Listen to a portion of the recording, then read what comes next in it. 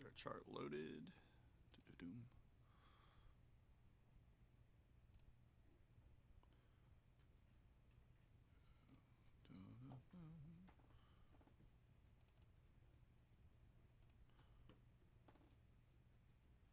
Let's see if this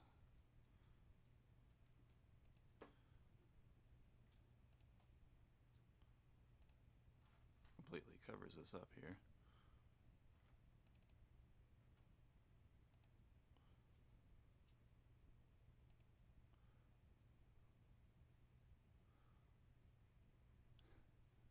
No idea. No idea.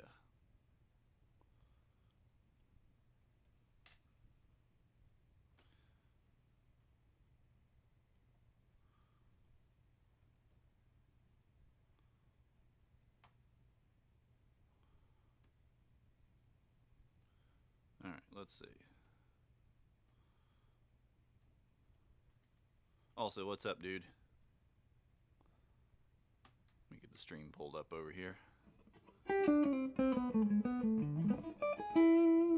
Hey, Facade, what's going on? Welcome back to the stream.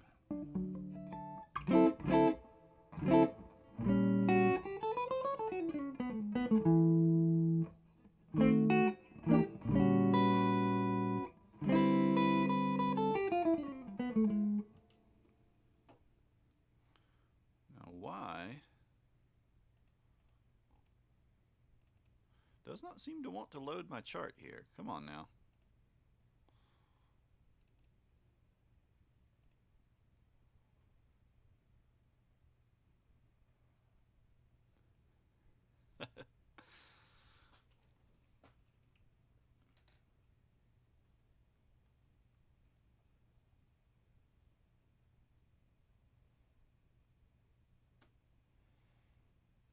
I mean, that may not be terrible, weren't they?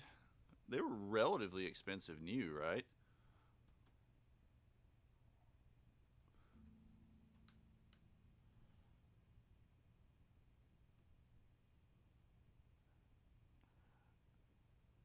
All right, let's see. Let me let Facebook know that we're live, because they totally care.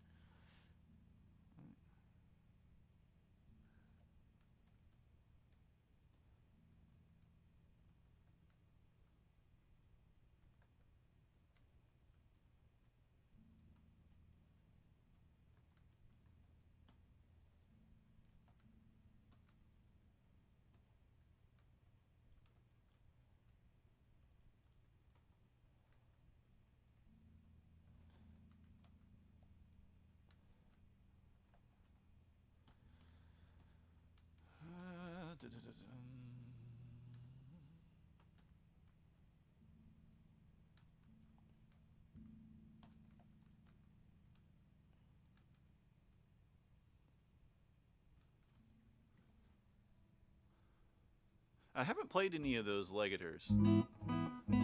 Is it Legator? Legator?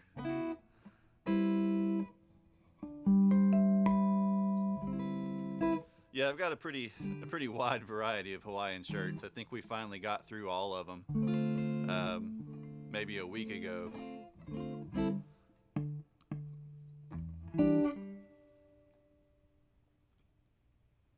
Let me get in mod view too, in case I need to ban any suckers. Woo! I might wind up having to switch guitars. My back's been hurting a little bit, and this guitar is pretty heavy.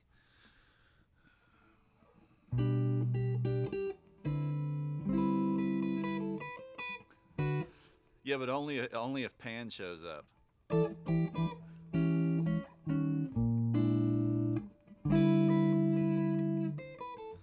So I mean, like, fan frets aren't generally that hard to change to, as long as they're not a really extreme fan.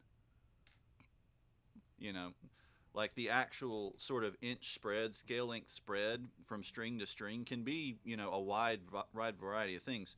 So on some guitars, it'll only be like, 26 to 25 or something like that, or 26 to 24 and 3/4. In other cases, it'll be a lot more dramatic, like 27 to 24 and a half. And when they get to be a really wide spread like that, that's hard to adapt to. That feels pretty strange. You usually only want to spread that wide too if you're doing like really serious extended range. You know, if you're going to add like an extra high string, like a high A or something, or you're going to go really, really, really, really low.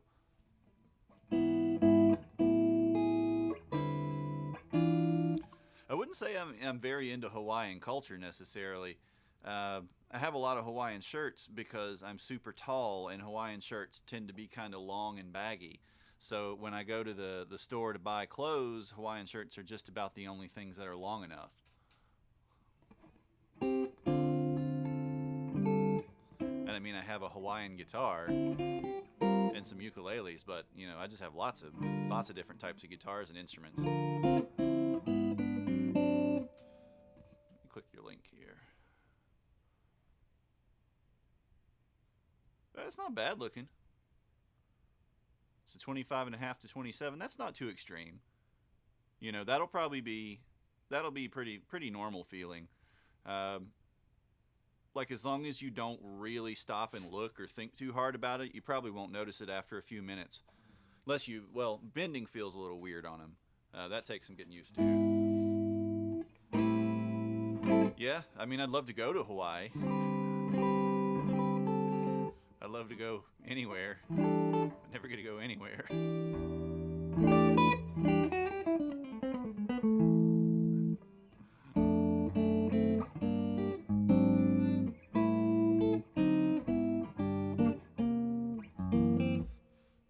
Check the Guitar Center site too, because I see those pop up fairly regularly used on the GC site. You know, it may not be the exact color or version you want, but I do see them turn up. All right, let's see if I can get the stupid chart to load. For some reason, the chart does not want to load, so I'm going to try. Why is my meters being weird too? What's going on here?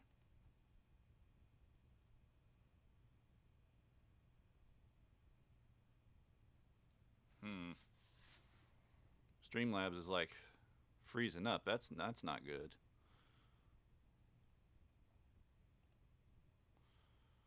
All right, I'm going to try deleting this source and then re-adding it.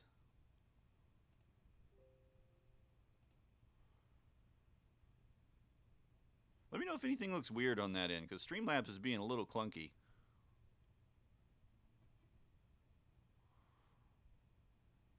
I don't have anything else running though.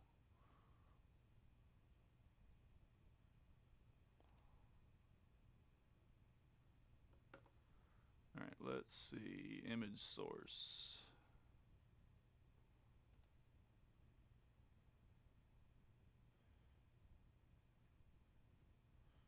I mean, is it doing anything? Did it freeze up for you guys?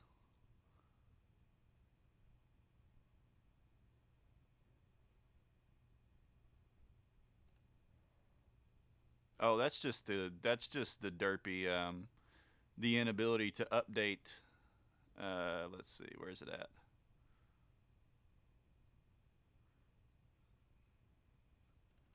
The inability to like just update the date on the thing. You have to end the goal and then start it over again. So what are we at? $54.2. So I have to go in and just like manually like end goal, title, stream upgrades, goal amount 100. Then what were we at? Like 50, was it 54.2? Because Rusty donated the friggin' 420.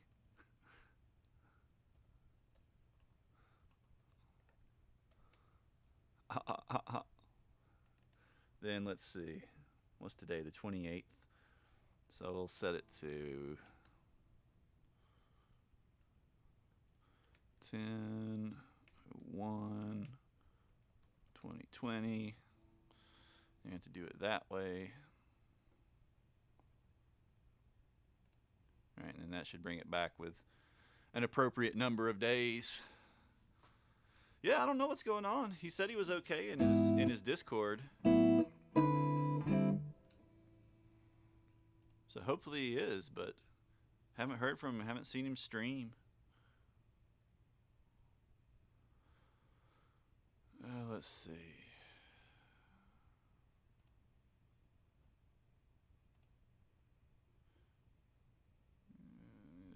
Let's see. New source. Chart. Let's see if it's going to work this time.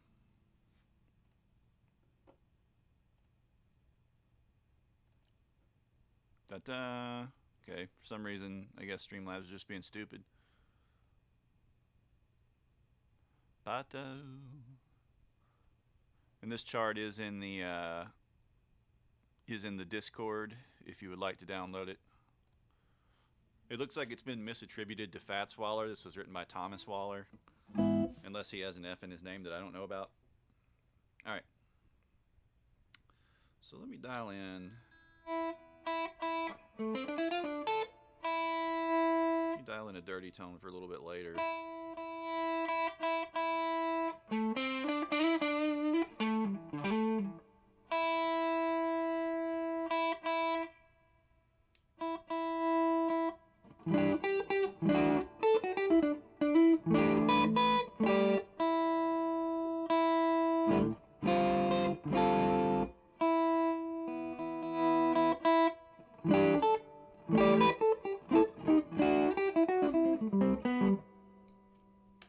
Should be good for that. And then get a little delay for later too.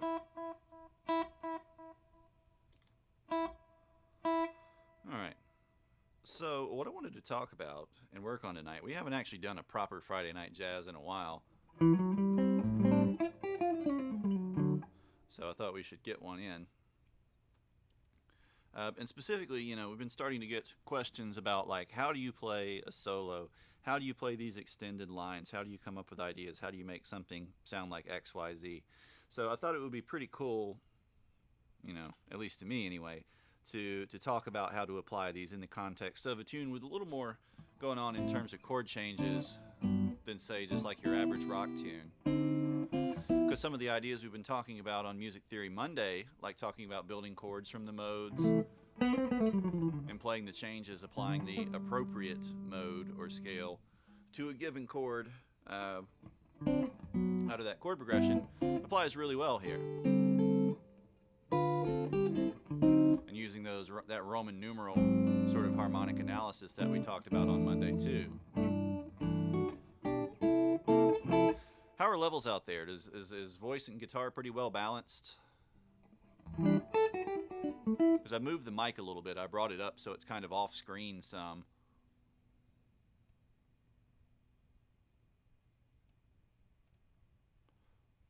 Could have cut off the side of this chart. It'd be take up a little less space.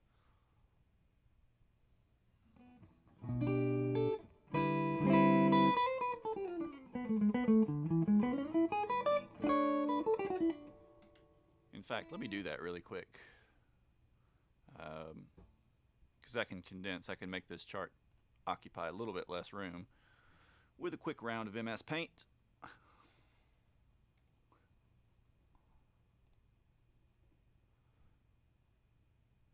Yeah, I thought we were a hair quiet last time.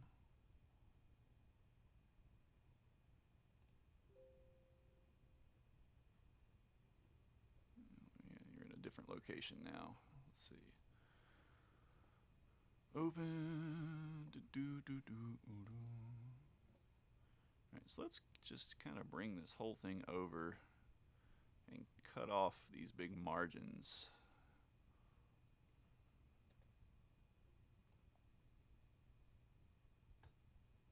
And that'll actually save us quite a bit of space, actually. There we go.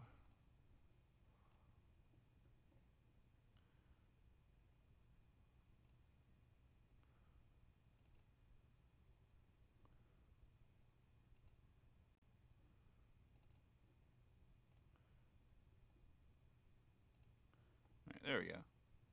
Yeah. Gives us some more room to operate. I tried hooking up, had this, one of those security webcams laying around, a Simply Safe webcam,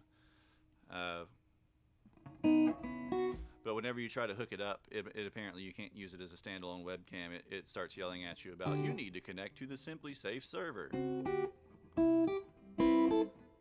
Unless there's some way to get in there and bypass it, but I couldn't find any way directly into it.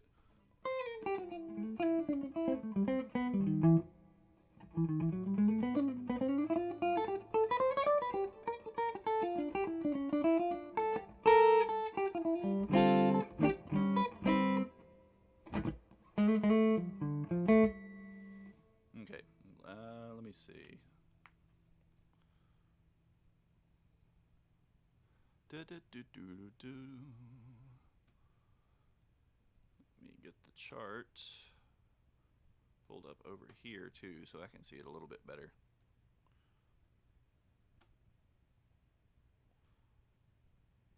There we go.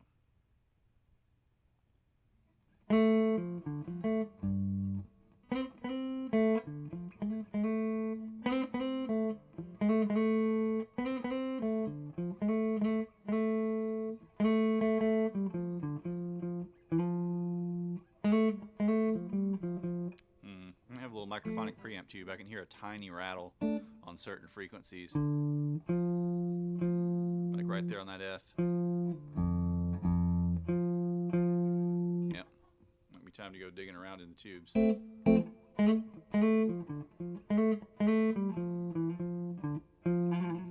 Right. So the first thing we're going to do, I've picked like a really old and really straightforward tune to start working out of, because that's generally the easiest way to start thinking about improvising over a set of changes and improvising and kind of improvising little arrangements,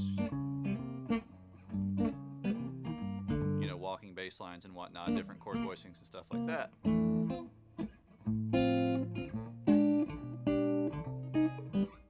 So this one has been around since the 20s at least, I would think. I mean, I've heard a lot of really early versions of it, including Django's version. So what we want to do, you know, we want to look at what key we're in. In this case, we have a single flat, so that tells us we're using the F major scale. We're in the key of F major. Now, we can take the idea from Monday night, where we take and harmonize the major scale into its constituent chords, just by taking the F major, starting on an F here, or any F you'd like, playing that major scale, root, whole, G, whole, A, half, B flat, whole, C, whole, D, whole, E, half, F, back to the 1 again. So our tones, F, G, A, B flat, C, D, E, F, applied to the harmonized major scale from the Music Theory Monday chart, means that our 1 chord is going to be F major. Our 2 chord, G minor. Our 3 chord, A minor. 4 chord, B flat major. 5 chord, C major. 6 chord, D minor. 7 chord, E minor 7 flat 5, and then back to the 1 chord, F major.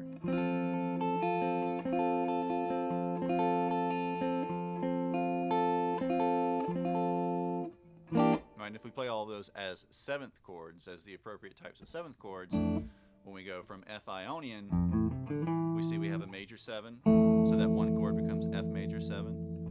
We play G Dorian, we see we have a minor 7, so 2 chord becomes G minor 7.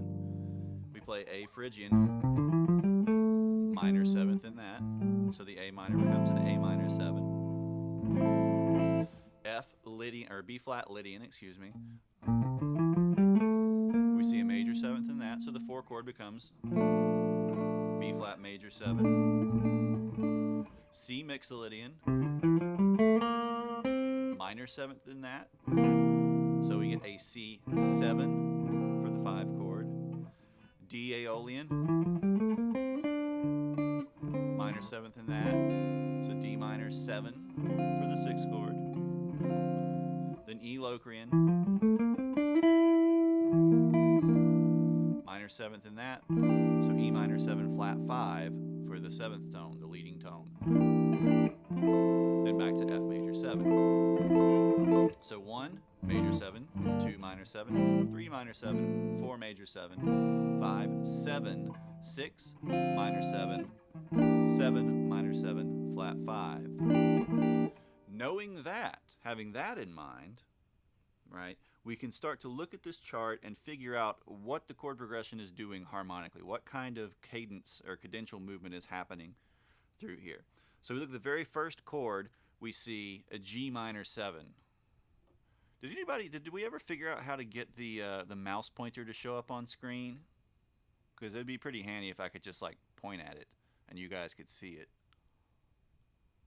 It's got to be one of these sources, but none of them seem like obvious.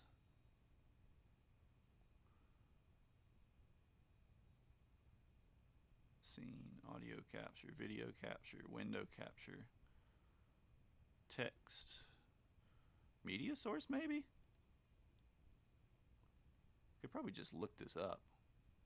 No, it's definitely not that.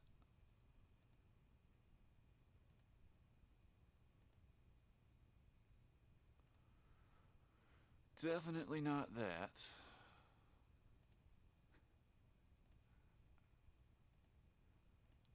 Microphones, games, monitors, slideshows, third-party widgets, websites. I don't know. It's got, you'd think that would be an easy one, that they would just have like an easy standard source for that.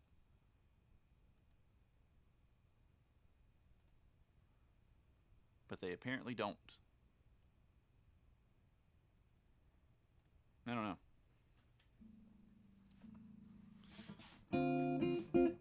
Oh well. But anyways, if we look at the first chord, we see G minor 7. So right off the bat, we think, okay, we're in the key of F major. The first chord's a G minor 7, so we have a 2 chord.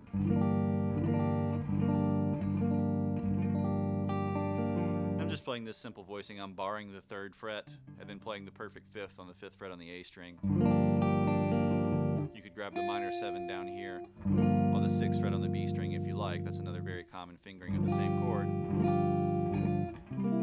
It would depend on which C7 you're going to go into afterwards, really, in terms of voice leading.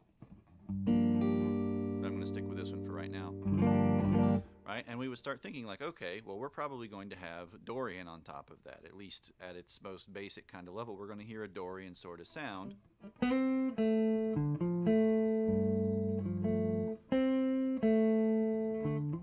we can sort of see the outline of that in the melody that goes on here.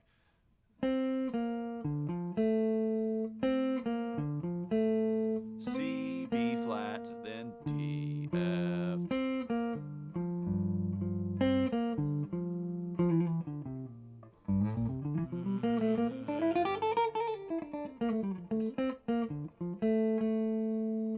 Right?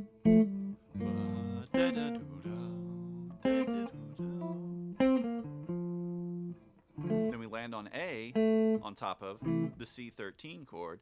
C13 is just a C7 chord with a 6th added to it. And the 13 voicing kind of implies that the 6 is going to be added in, the higher octave. But we're not really restricted to that on guitar in the same way that we would tend to stick to it on piano. Because we're sort of limited in terms of what we can reach on guitar. But it does mean that we're generally going to have the 7 and the 6 together. So we have to start thinking carefully about voices that we're going to be playing.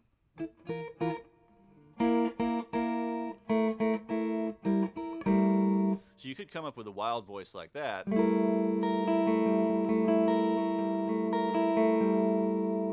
even get crazier and diagonal bar it. But that's pretty rough. What we really probably want to do is we want to flip this around to this type of shape, 1, 5, 7, 3, and then we can find our 6 or our 13 right there. So then we get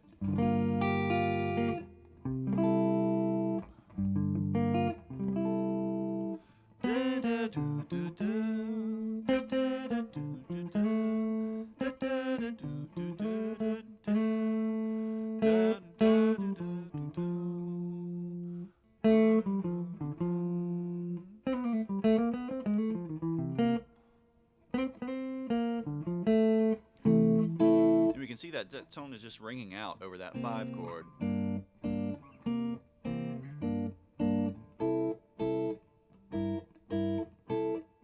Probably. This is this is a standard of standards. This is, as I said, a really, really, really old, really famous song, and a lot of other songs owe this song a lot. And other songs from this sort of time period.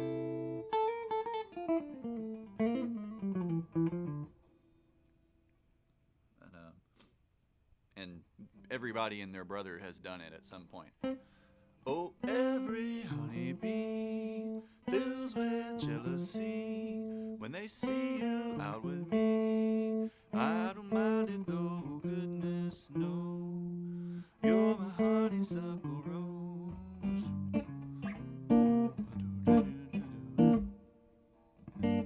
Right? 2, 5, 2, 5, 2, 5, 2, 5, 1, 6, 2, 5, 1. Or we can substitute, if you see in the bottom row in the second line, it has substitutions for those chords. Instead of 1, 6, 2, 5, we have 1, 3, and 1, 7 in the first inversion, 4, minor 4, 1 in the second inversion, 4, 2, etc. And sometimes you'll see that on these old charts. You'll see kind of optional chords that are common for people to play. And they kind of fit over each other for the most part as well. Hey, Ride, what's going on?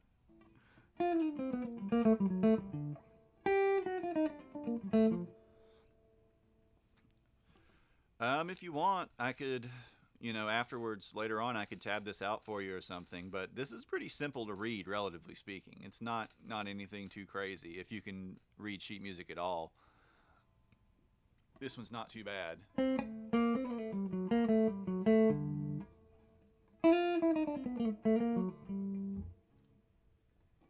Which is why I chose it. I chose an intentionally pretty straightforward tune.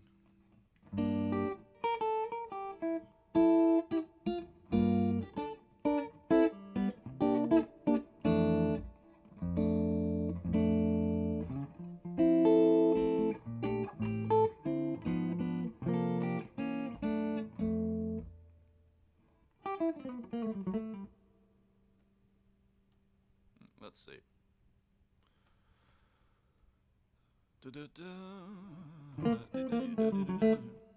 So what we just got started really, and we were kind of talking about how how we can sort of see, okay, we've got one flat, which means we're in the key of F major, using the F major scale. How we can outline the chords using the info from this past Music Theory Monday, where we harmonized the major scale and all of its modes into a series of 7 chords. We see that the 1 chord is an F major, or F major 7 in this case. The 2 is a G minor 7. The 3 is an A minor 7. The 4 is a B flat major 7. That's a fun voicing. The 5 chord is a C7. The 6 chord is a D minor 7. The 7 chord is an E minor 7 flat 5. So when we look at this whole first line, we see right off the bat, okay, G minor 7, C13. C13 is just an extension of C7. So we have 2, 5, 2, 5, 2, 5, 2, 2. If we're playing it with a really straight swing rhythm, 2, 2, 5, 5, 2, 2, 5, 5, 2, 2, 5, 5, 2, 2, 5, 5. Till we get to the second line.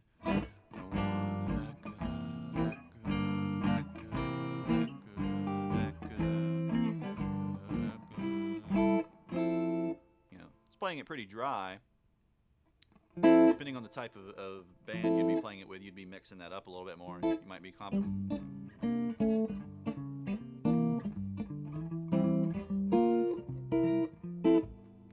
sort of varying the rhythm more. But for our purposes right now, we want to keep it pretty square, pretty straight. 1, 2, 3, 4, 1, 2, 3, 4. And our melody throughout the first 3 sort of sequences through that chord progression is basically just the same thing. C, B flat, D, F, A. And I'm playing the C on the 5th fret on the G string. So I'm just going 5, 3, then dropping down to 5 on the A, 5, 3 on the D, 2 on the G, da da do do da, da da do do da, da da do do da, da da da do do da. Oh, every honeybee. Right? And if I start working in the bass note at the same time as the melody, we sort of hear the harmony moving.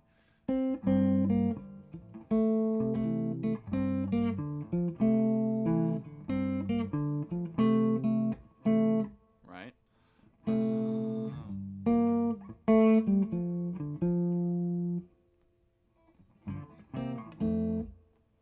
So we use that then to start getting an idea of how we might want to improvise, how we might want to modify that melody, how we might want to be able to create a line that flows across it.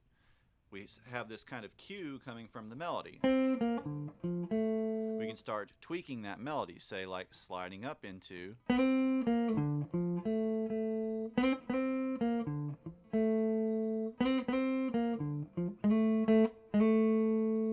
the various tones of the melody in different ways, and now suddenly that starts to take on a little more color. It starts to feel a little more lively than just 1 and 2 and 3 and 4 and 1 and 2 and 3 and 4 and 1 and 2 and 3 and 4 and 1 and 2, right? Da da da do do da, dee dee da do do da, we did do do da da do. Then I start modifying the time a little bit, exactly how I phrase that.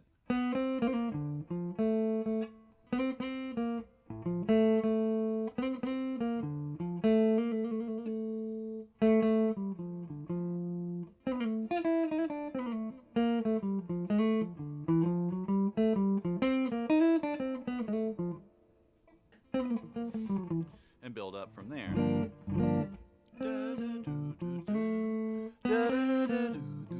So I'm just adding in that completely chromatic passing tone there. Because if we know G Dorian, we don't have a B natural in it at all. But by sliding up from that B natural, I create a little bit of tension and interest. Makes that melody a little more alive. If I just slide from the B flat, aside from being a really big sounding jump, it doesn't have enough dissonance to really color the improvisation at all. Then from there you can start fleshing that out into more and more scale tones. But let's just kind of go through the basic melody first, at least up through the first and second endings. We'll save the bridge for later, and start looking at what we can do with that. All right, so 2, G minor 7, 5, C7 or C13, 2, 5, ba, ba, ba, ba, ba, ba. Da, da, da, do, do, da. This case, I'm just using this little, what's called a mordant, on that note that rings out. Hold a minute, let me get my fan pointing at me. It's starting to get hot. Gotta wait for it to turn. That little mordant on the note that rings out to make the note that rings out a little more colorful.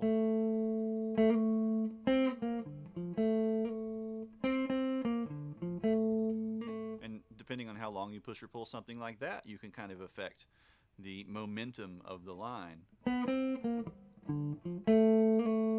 You wait till the end versus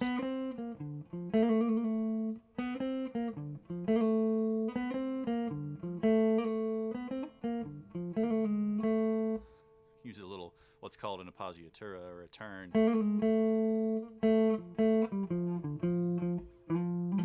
And the same with almost any note that we linger on. That gives us a little bit of room to play with it.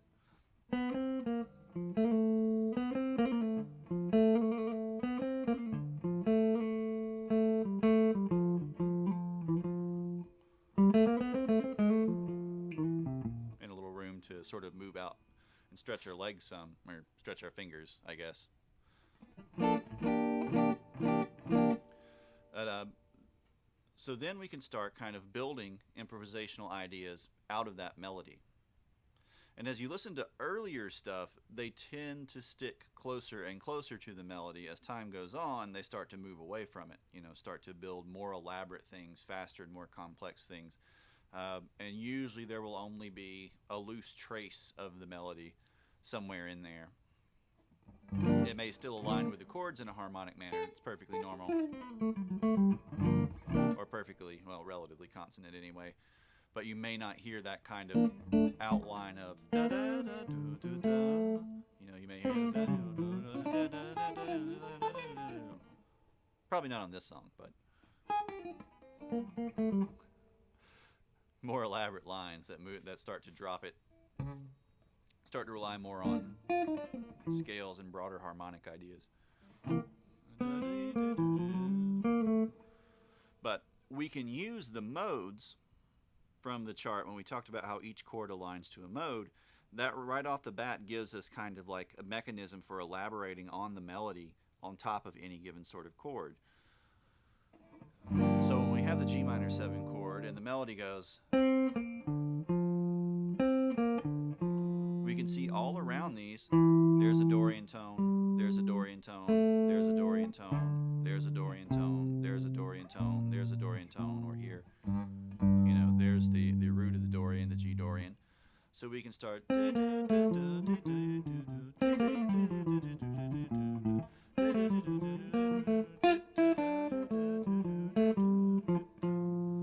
all I'm doing is working out of this idea. Going.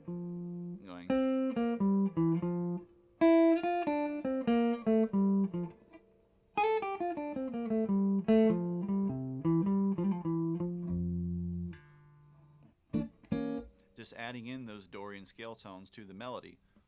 You can even just kind of walk straight up and down it to hear it. And hear how it winds up kind of resolving into that C13 or C7 sound, the C mixolydian.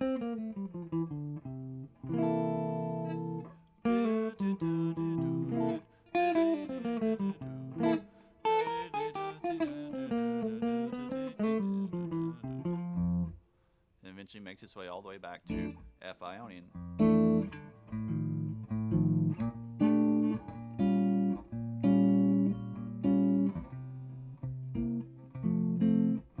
That's a fun voicing.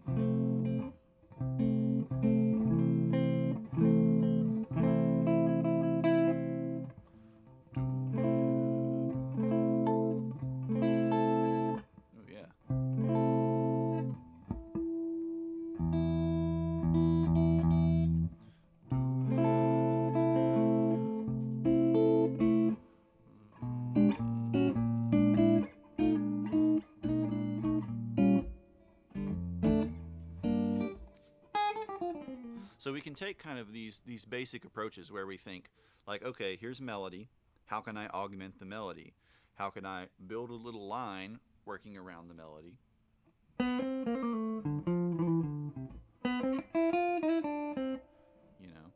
How can I apply the mode that corresponds to a given chord? 2, 5, 2, 5. So Dorian, G Dorian, into C mixolydian.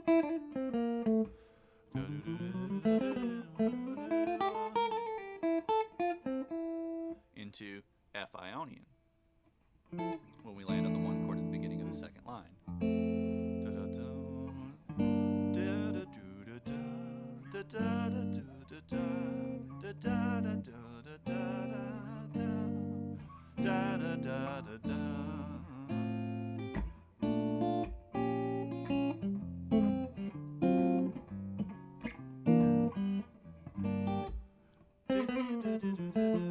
You can start to kind of combine those two approaches because the melody is really just coming out of those modes in the first place.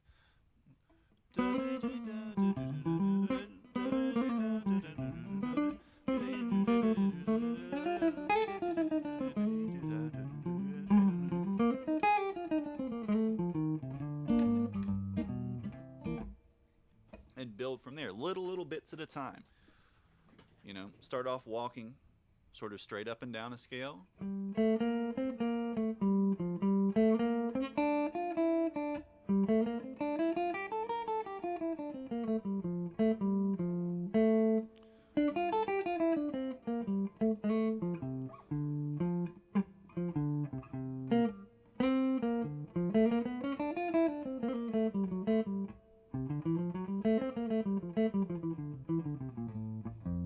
Right, and that's staying super consonant. That's not really adding too many passing tones or anything like that. But you can still hear the melody in that. You can still hear the chord changes in that. You can still hear da da da da da da da da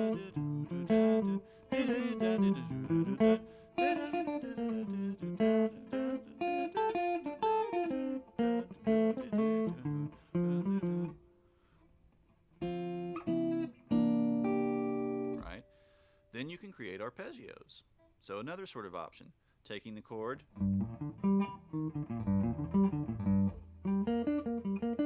let's do just a really simple arpeggio like that, just a 1-3-5 arpeggio. I'm going to start outlining the chords that way.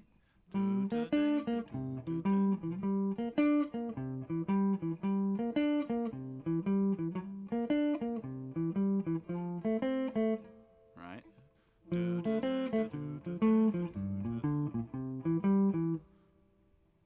That's a little square, but that then fits in to the scalar and melodic ideas, right? So if we start off with,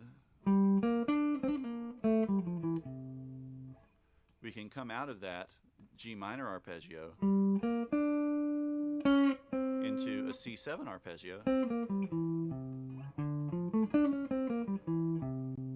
we can hear that 2-5 again very clearly.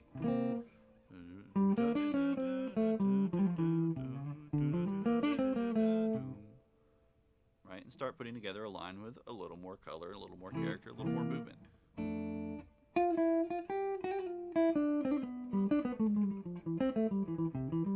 And a little more jumping. Like if we just play sort of straight scalar lines, it tends to sound very kind of conjunct. But we start to incorporate arpeggios.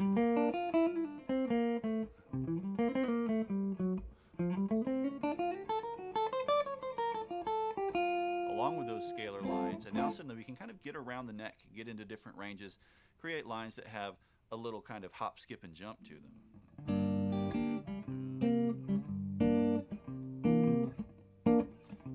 And I mean, these same ideas apply in rock music as well. Generally, though, you're going to have a little less chromaticism.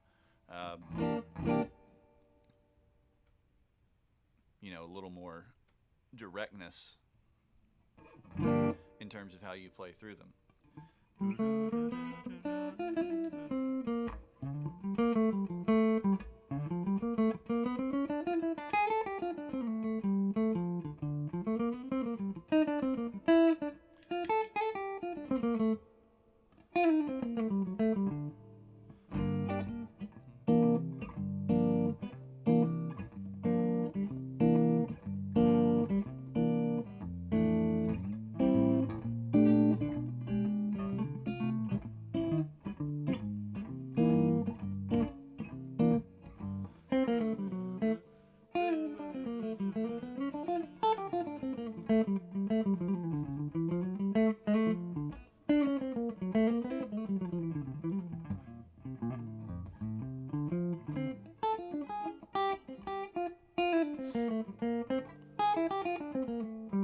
You want to start adding in a little bit of that tang, that little bit of chromatic twang and sourness in places.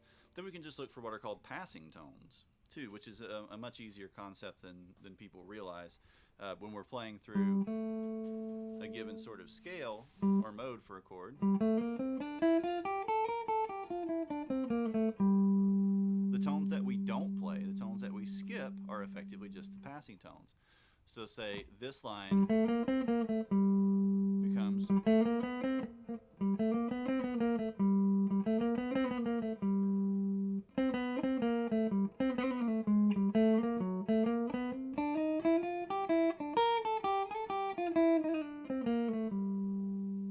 right, and if we linger on those tones that we skip,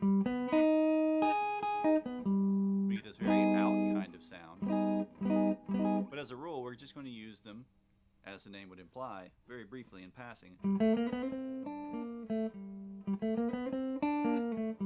So I'm not really emphasizing it at all.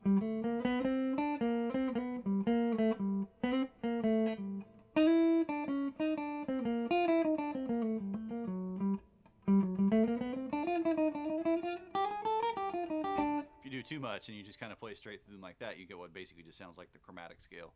But, and that's not particularly musical in and of itself, but judicious use can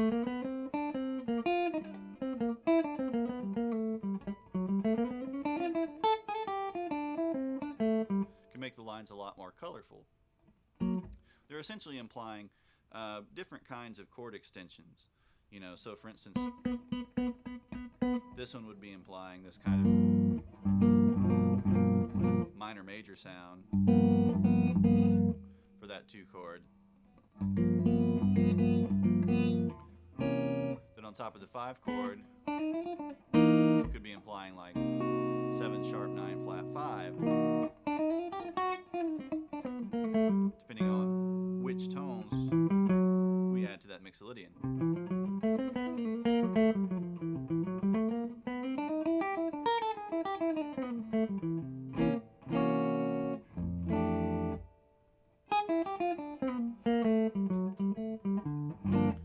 So let's take that 2/5. 1.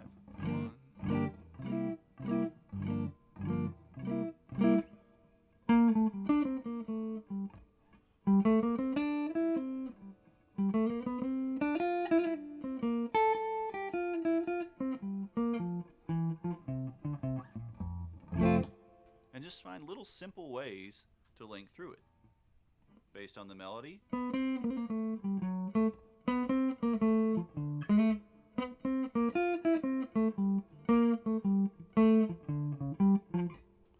Based on the modes.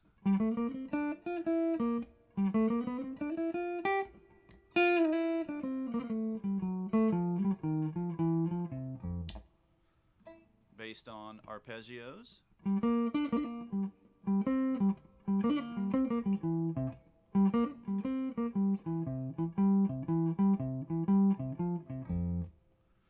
Based on chromaticism, passing tones.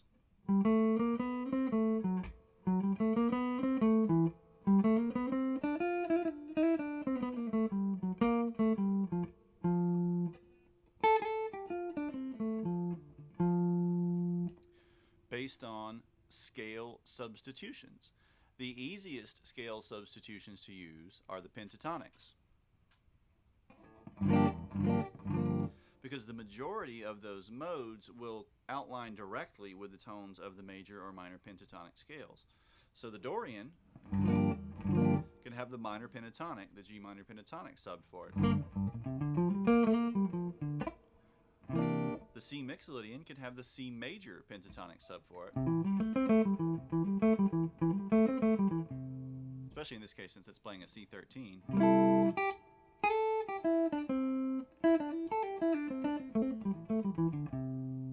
Right.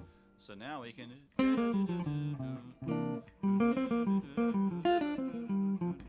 That's going to give us a more open sound than playing the full-blown modes or playing lots of passing tones.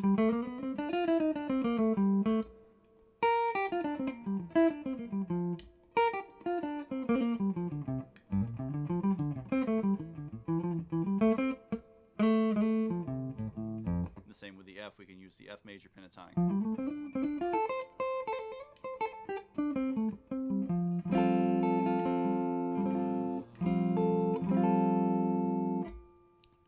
To start reading options, and there are lots and lots and lots of more substitutions for each one. As you move into more complex types of jazz, you start to get more complex substitutions. You start to get scales with more tones in them. You start to get synthetic scales, all that kind of stuff. Different types of pentatonics outside of the regular major and minor pentatonics, and major and minor blues scales. Those will also work in those contexts.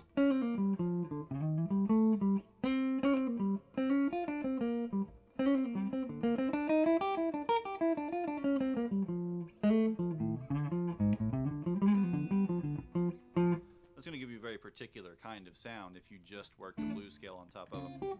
Something we mentioned either last stream or the stream before, perhaps. Can't remember which night it was how a lot of cases you'll have phrases that start off with the more colorful scales, like the modes, but then when they get back to the one, when they want to sound like they're sort of searching for some bit of finality, they'll tend to drop into the blues scale, because the root of so much of American music, whether jazz or blues itself or country or rock, tends to be based in the blues. We might have a phrase that goes Dorian, Mixolydian, but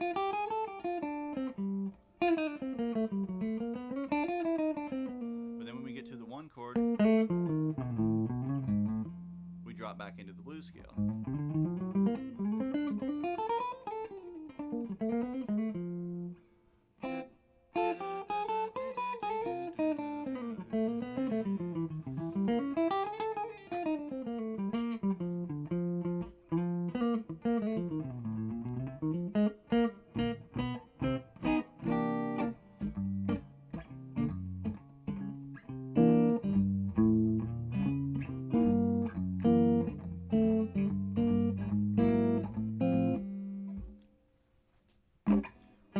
So all these are basic kind of technical concepts for starting to approach improvising over a set of chord changes or over the changes in a tune.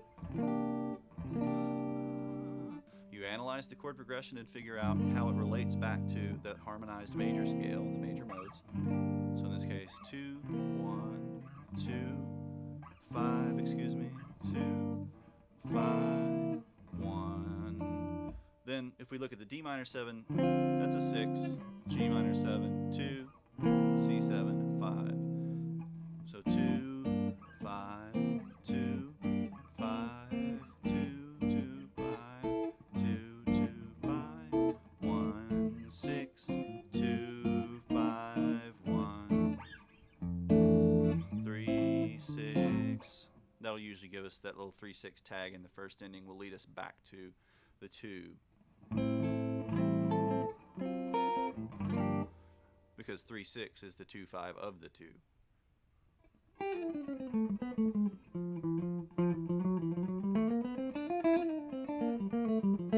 Right.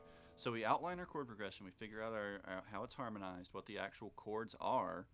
Then we think, okay, what modes work on top of these? What modes correspond to these chords?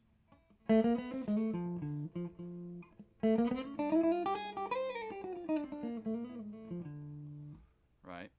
Then we think, how else can we approach that? How can we break it down into arpeggios? What are the chord tones? Because that's how you find your arpeggios to start off with. Well, okay, G minor 7. Start off with a triad. G, B flat, D, F for the minor 7. Then C7. C, E, G, B flat.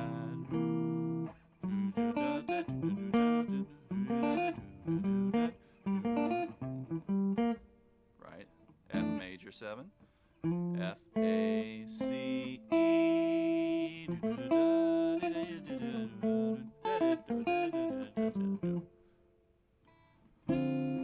You start to find your arpeggios. You start to fill in the arpeggios with scale tones. We start to work in the passing tones.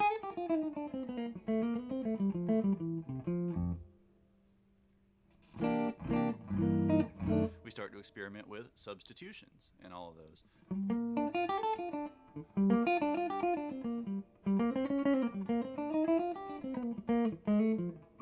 So that was working in pentatonics and blues scales around the Dorian and Mixolydian sounds.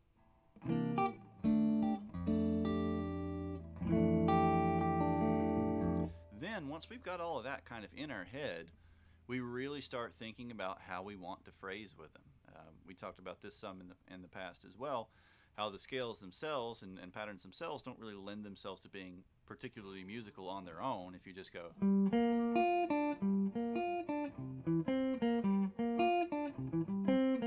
You know, not terribly exciting.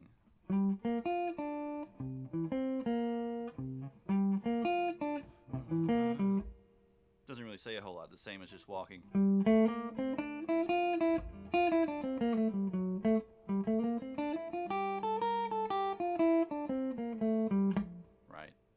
particularly exciting. You have to start using those ideas to hear kind of lines. You'll hear players talk about the lines that they play. They're just talking about how phrases are going to be connected across the chords, essentially.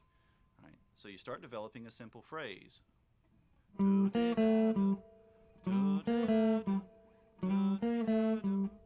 Then that's going to link to an extension of the phrase on top of the next chord.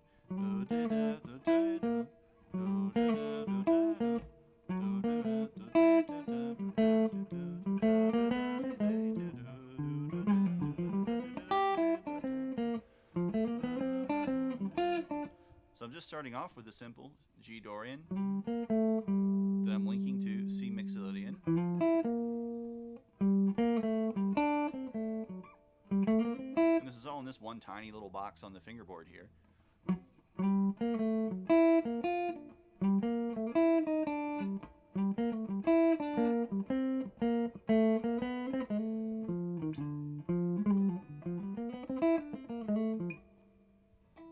All right, and I'm extending that then across each one of the chords with a progressively longer extension of the phrase till it starts to sound kind of like a complete and flowing line.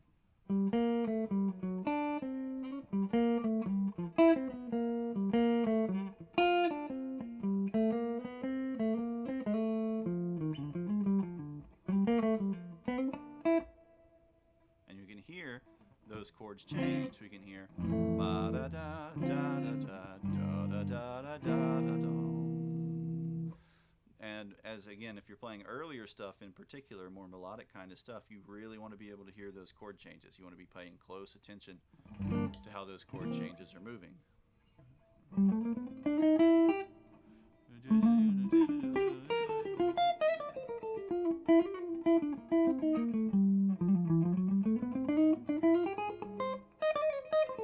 We start to move out of it to start playing more sort of complex lines. We do start to kind of lose the consonants of it and the focus of it. We don't hear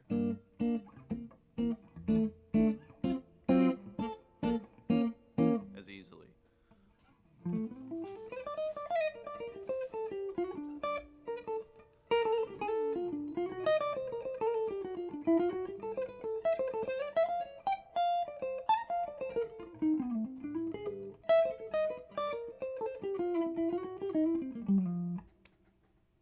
The same thing as we move up the neck, I'm simply taking the same scales, the same modes, the same ideas as far as arpeggios and things like that go.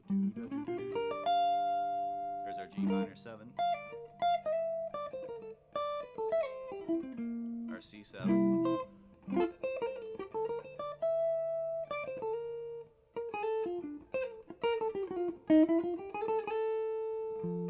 F major,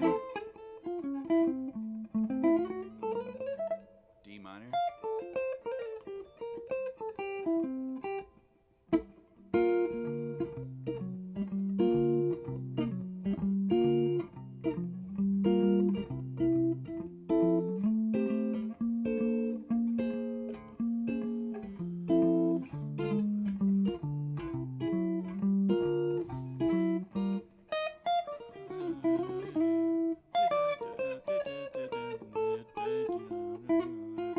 and you can make it as simple or complex as you want.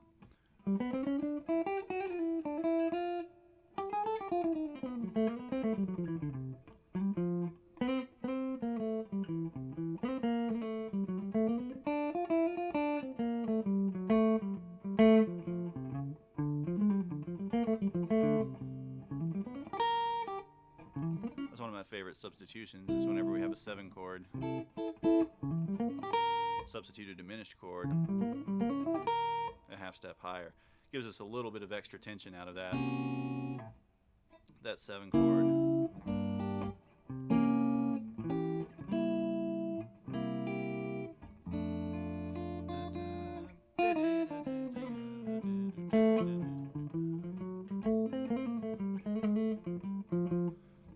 Right, so 2, 5, 2, 5, 2,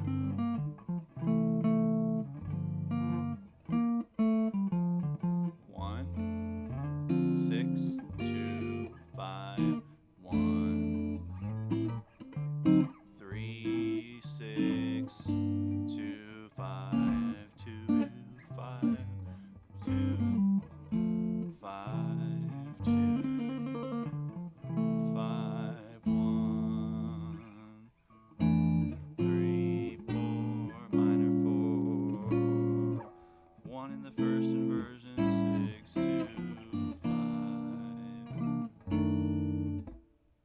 Then we're going to get to a bridge section.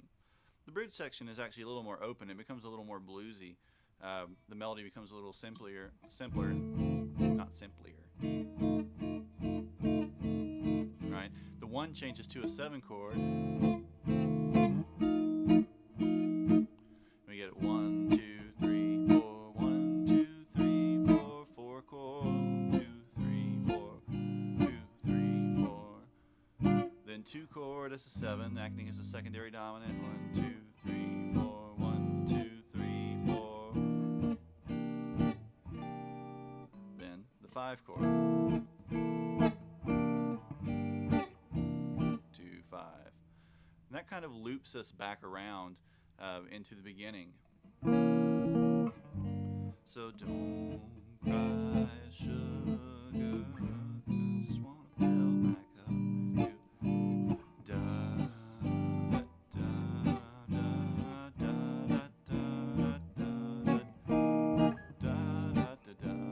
Da da da da da da da da da.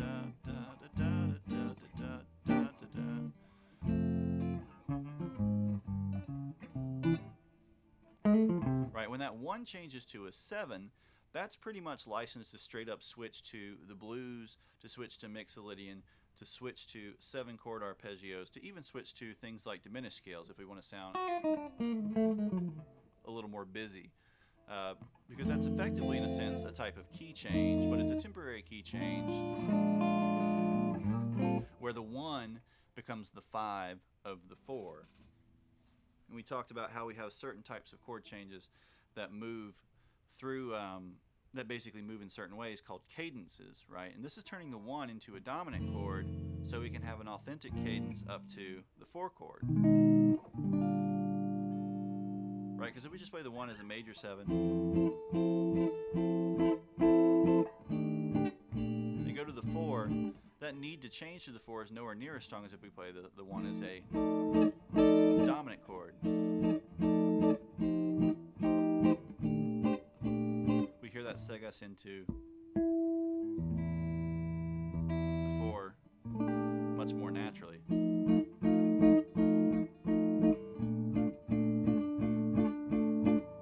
And the same when we go down to the 2. The 2 is now not a minor 7, it's not a G minor 7, it's a G7. Now it's acting as a 5.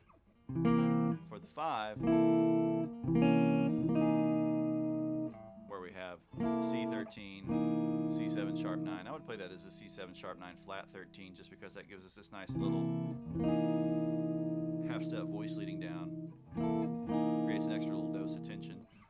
1, 2, 3, 4, 1, 2. 1, 2, 3, 4, 1, 2, 3, 4, 1, 2, 3, 4, 1, 2, 3, 4, 2, 3, 4, 1, 2, 3, 4, 1, 2, 3, 4, 1, 2, 3, 4. Then right back in to the beginning, effectively. This is a common kind of structure for a jazz tune, a jazz standard as well, to have this sort of like A, B, A. Sometimes it'll be A, A, B, A. In this case, because we have the repeat or the second ending.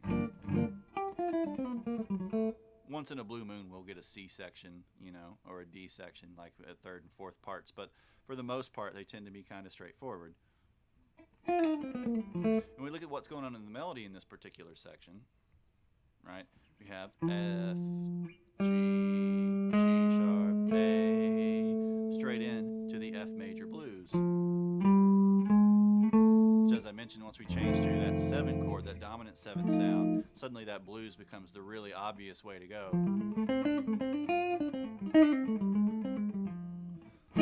Oh, don't cry about it.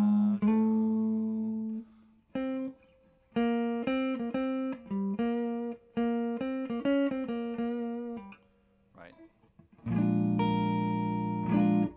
Then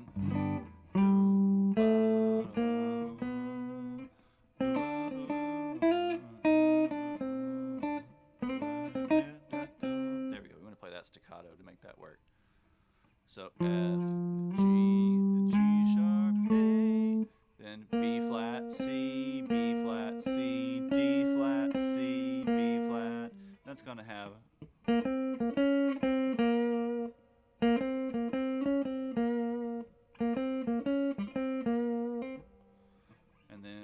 same thing a whole step up.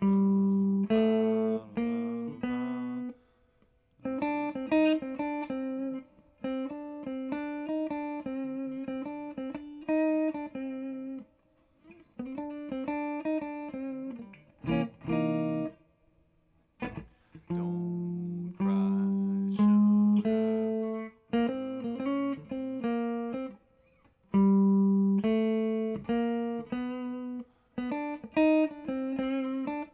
Then back to that particular section.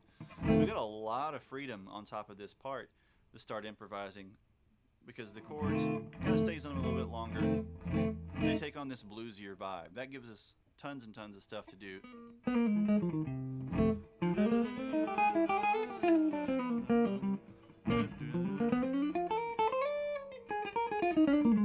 Just changing straight into the blues scales on top of them.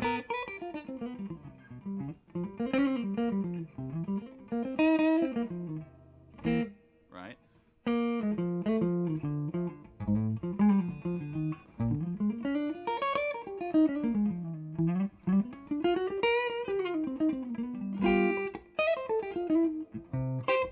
We can still hear the chord changes being outlined in that. I'm just combining the major and minor blues.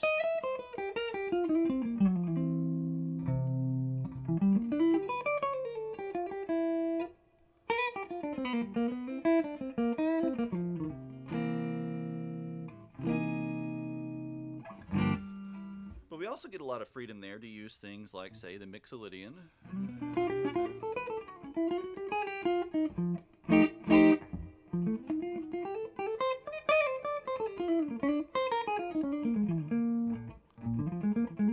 Because if you recall, the Mixolydian actually shares some tones with both the major and minor blues.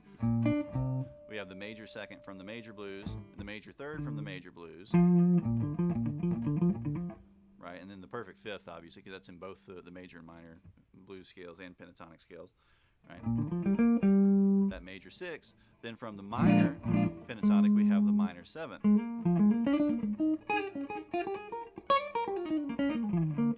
Right, so we can sort of hear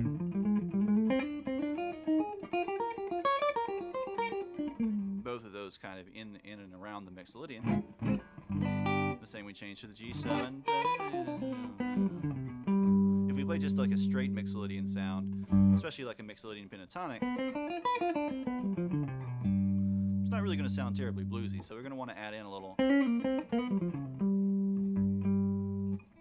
bit of the blues scale sound around that. But we can also use a ton of other things. We can use the pentatonic, we can use the Mixolydian, the alternate Mixolydian pentatonic, which is drops the seven, or I mean the second like that, instead of. We can use the whole or a whole half diminished scale, or excuse me, half whole diminished scale, right on top of this.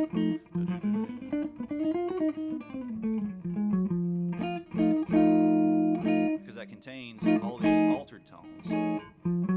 There's the flat 9, there's the sharp 9, there's the sharp 11, you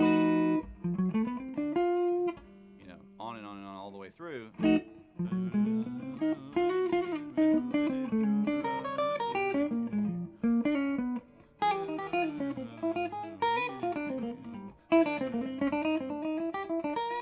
So I might alternate between the blues scale, the Mixolydian, and that diminished scale then, to add different degrees of dissonance and tension to what I'm playing on top of those. Might start off on the one chord, keeping it pretty consonant, just using like the blues scale. Then when I get to the 4, I might add in a little bit of that tension from the diminished scale. Down to the 2 chord, a little more blues scale, to the 5 chord, more of the diminished scale, then landing in the Mixolydian sound. So you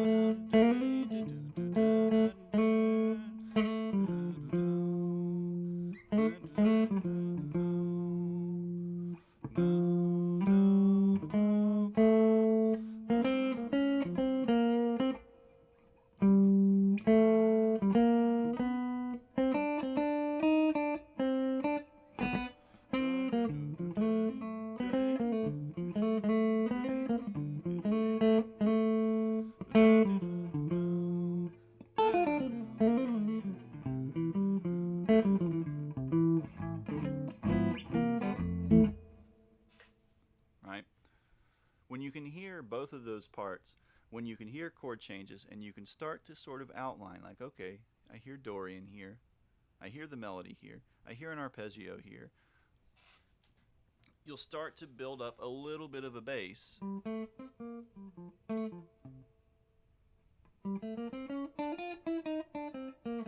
That you can start to create progressively more complex lines from. And a really good thing to do is to go on YouTube and get backing tracks and listen to backing tracks for any given tune, because there are tracks for probably a million of them for this song.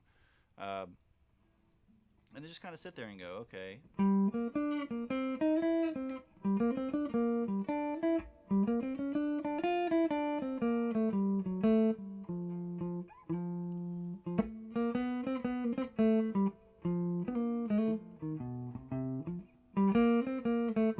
And start to create really, really basic lines. Start trying to play the melody on top of it. Start trying to embellish that melody.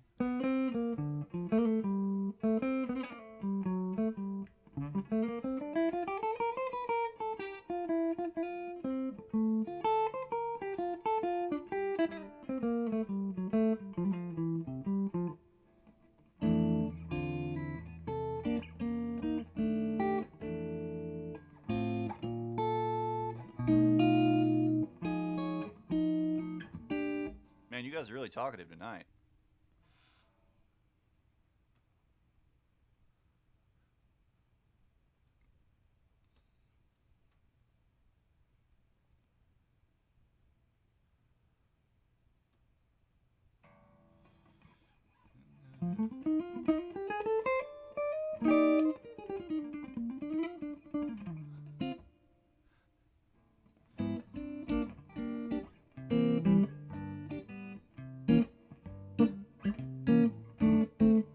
There's probably, it wouldn't surprise me if there's already, a Guitar Pro chart somebody has made for it, because it's a super, super, super famous song.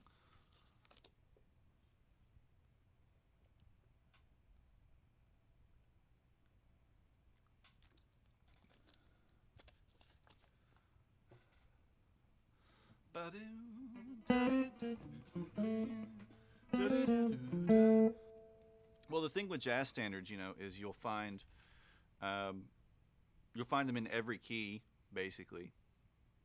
And that's why it's important to do the sort of harmonic analysis, doing like, this is 2, this is 5, this is 1, this is 6, etc. Because then you can plug it into different keys, whatever key you need it to be in for the band that you're playing with, or the particular arrangement that you're playing. And that tends to be the way they get called. Like if you go play, yeah, that makes sense, the Django version, because that's probably the most famous guitar version.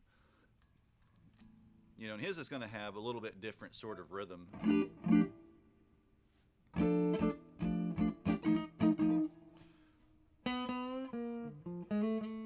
going to have actually bends in it. Right. But if you were to go play,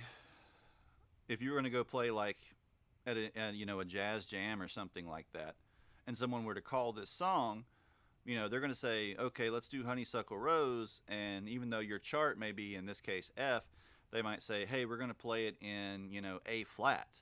And then suddenly you've got to transpose that to A flat, and we can use those same Roman numerals to do that really easily, because we know, okay, it's 2, 5, 2, 5, 2, 5, 2, 5, 1, right?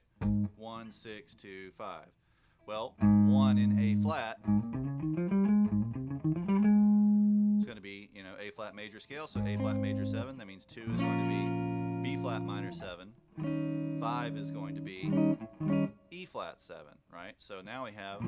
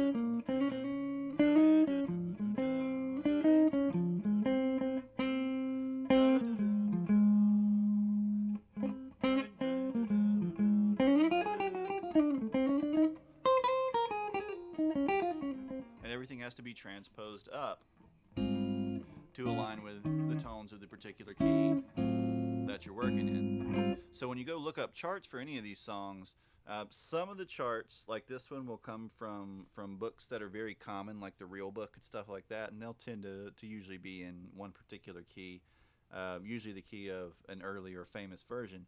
But if you just look up charts that people have made, you'll find them in all kinds of keys, all over the place.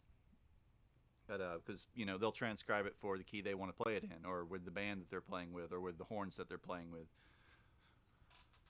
And you'll find, like solo guitar arrangements where they're doing full chord melody kind of stuff. You'll find all kinds of different versions.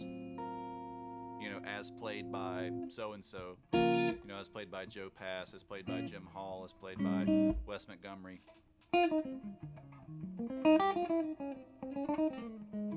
But what we're working from here is a type of chart called a lead sheet. And all a lead sheet is the chords and the melody, nothing else. Everything else, basically, you have to interpret. The kind of rhythm you're going to play it with, the type of tone you're going to play it with, the level of complexity and embellishment you're going to use, etc., etc. That's all left entirely up to you. And this tends to be how we learn jazz tunes, because they're just written out this way. It leaves a lot of space for interpretation, and it's up to you to listen to the band or kind of have an idea in your head as to how you want to interpret it, how you want to arrange it, the types of voicings you want to use, all of that.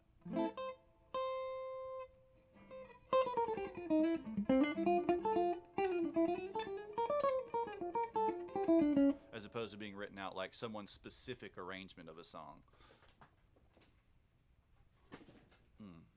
It's a little farther back in my chair here.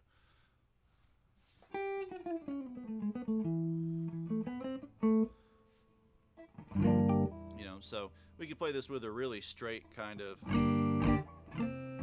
big band sort of rhythm.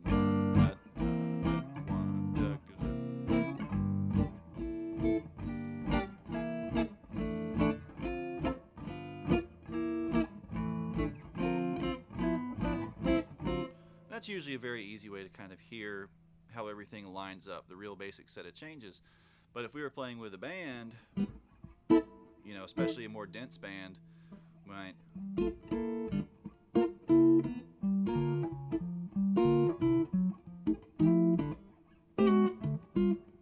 We might start like leaving chords out and just using the chords in little stabs.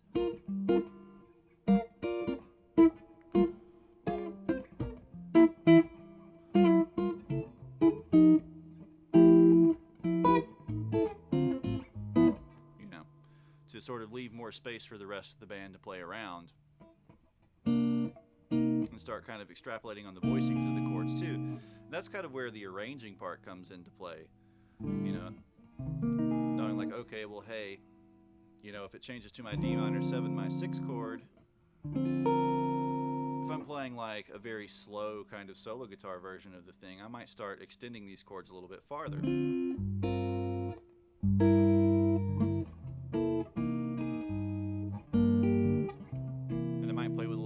Free sort of time.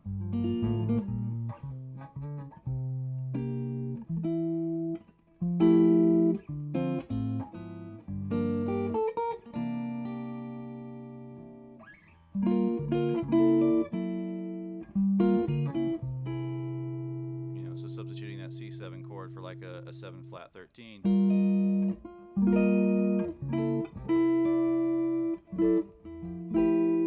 Major 7 sharp 11.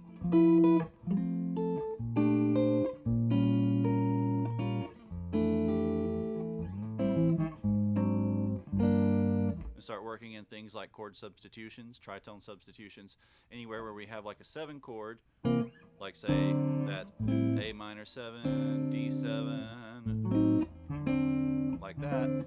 I could swap that D7 chord for a 7 chord a tritone away, so for an A flat 7 or G sharp 7. So that way, instead of, I wind up getting do da do da do do do. The same with that C13, sub that C13 for an F sharp 13. And we can get away with that because they both maintain the same tritone inside of them. All we're doing is switching the root around.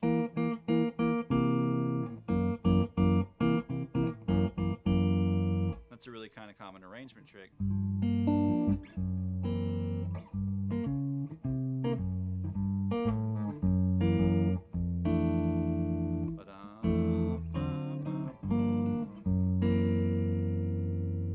Gives us a lot more tension, especially if we linger on it before it resolves back to wherever it's going to go.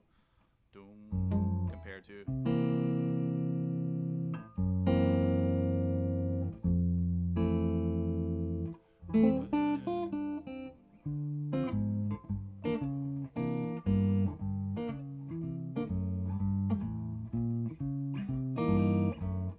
We start working with things like that, like the walking bass lines, to connect the particular chords together.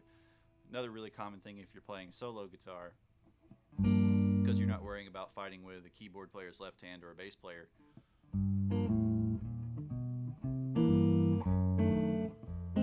Easy way to start doing that is pick your voicings. So we have that G minor 7, C7, right? And then go, okay, let's play connect the dots between the notes, between the root notes. If we just walk straight up the G Dorian, a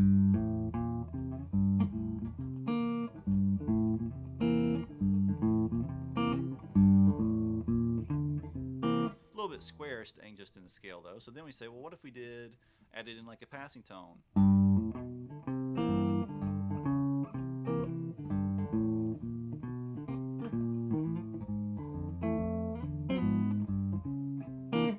What if we just add in a tone a half step above every single root?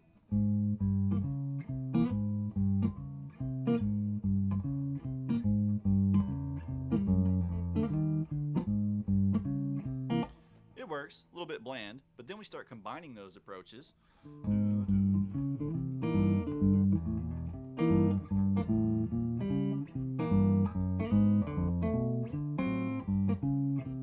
And suddenly we get a lot more interesting bass line kind of coming out of that. And we can play connect the dots really to almost any one of the chord tones, though generally marking the root tends to be the job that the bass is doing, and so that's the one that we tend to stick with. But we could walk to really any other chord tone. It's going to give us a more dramatic leap depending on where we come from. So we might start with the root of the G minor 7, and then step up into the third of the C7. You got to be careful with which particular notes you use as the low note too, because say if we were to use like a third inversion, the minor 7 in the root of this particular G minor 7 doesn't really sound like a minor 7th chord anymore.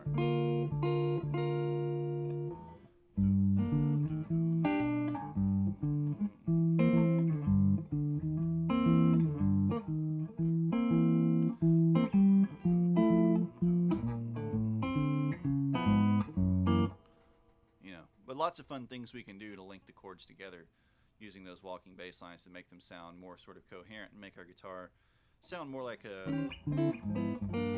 complete arrangement versus just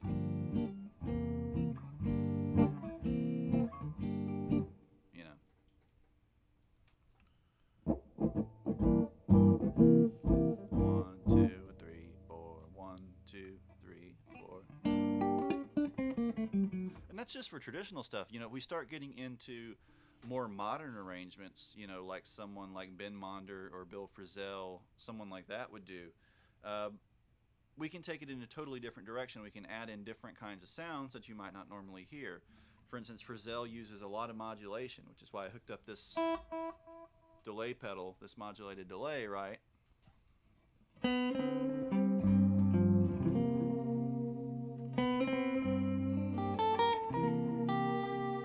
And he tends to play with a very spacious kind of sound. He very rarely blocks out the chords or even plays, big lush sort of chord voicings. He tends to strip them way down. So he might have just like the 1, the 3, and the 7, or not even the root position, like the 5, the 3, and the 7.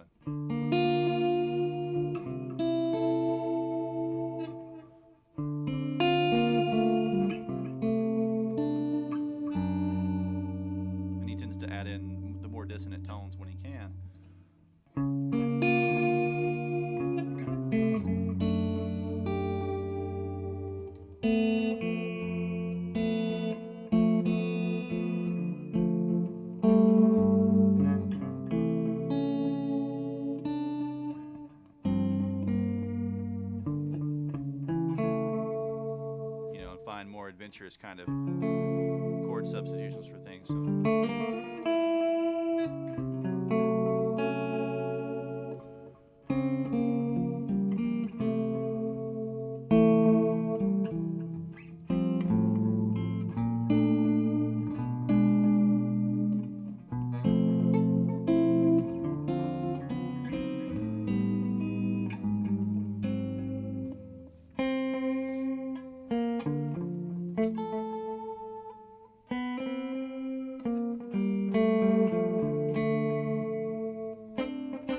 Playing like harmonizing things in seconds, using interesting bends in the way that a lot of other traditional jazz guitarists won't so much. But you can create a totally different vibe.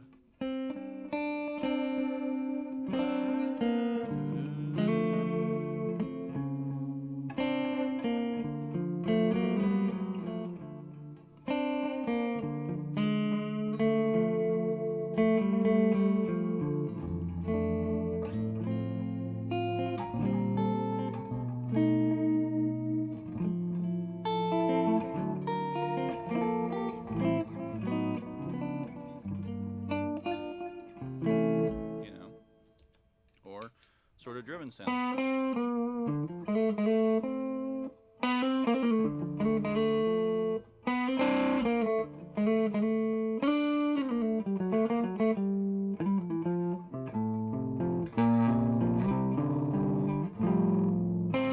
We start to get more modern as we begin adding in these tones.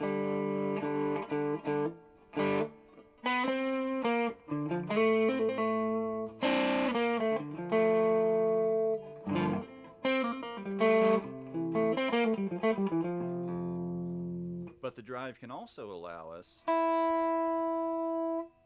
to start kind of imitating, especially as we start adjusting our tone controls, to start imitating horn lines and stuff a little better.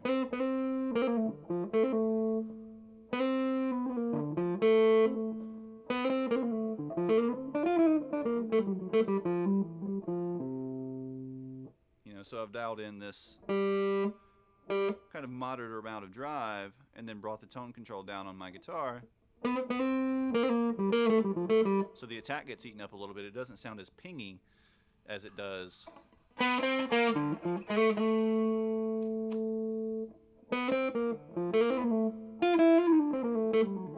the compression from the drive can also let us play a little bit more fluid sorts of sounds. So we can kind of imitate horn lines a little bit better in that case. Right? Or we can just go full kind of like pseudo Schofield lines. And start kind of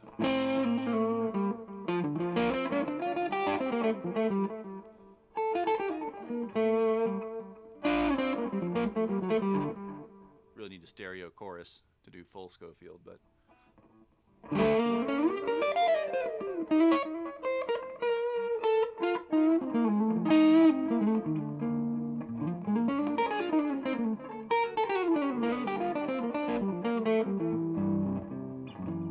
tons and tons and tons and tons of options and ways you can approach it. And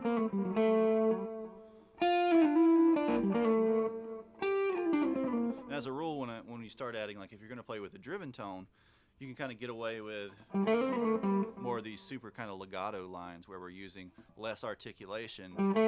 We're not like we might be if we were playing clean.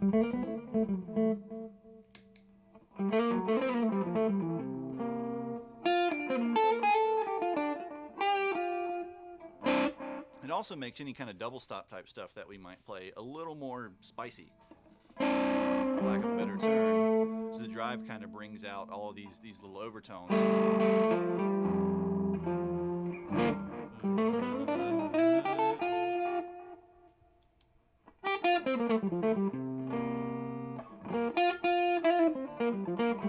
It also means if we want to play chords with that sort of tone, we don't want to play our full-blown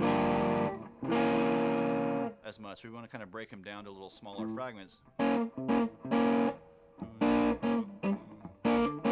kind of avoid muddying things up too much and be very particular about the types of voicings and phrases that we use. Like if we play that, that second inversion of a major 9 with gain, it's really, really murky compared to playing it clean. So that might lead us to approach how we voice it a little bit different.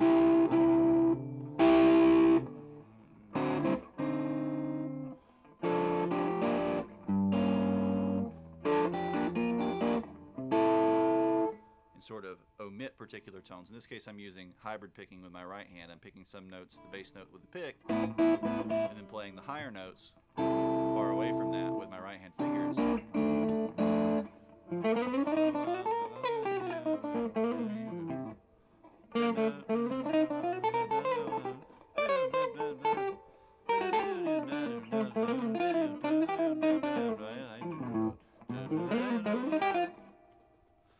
And as we talked about the other night, I'm kind of singing the phrases too. That helps sort of keep them a little more musical.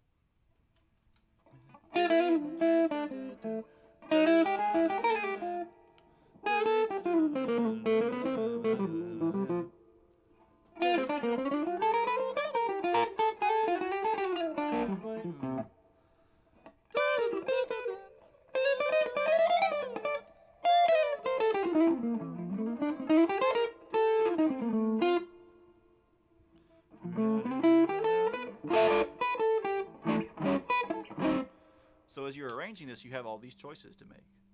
You know, how modern do I want it to be? Do I want to sound like a particular guitarist? Do I want to sound like a particular time period or sub-style of jazz? You know, if we were doing something more in the style of Django Reinhardt, we'd be completely in the opposite direction. You know, the way we would play the phrases, instead of sliding and trying to be sort of, we'd start working in these little types of bends as the gypsy jazz guitarist did. You could really just even go 2 fingers like he did.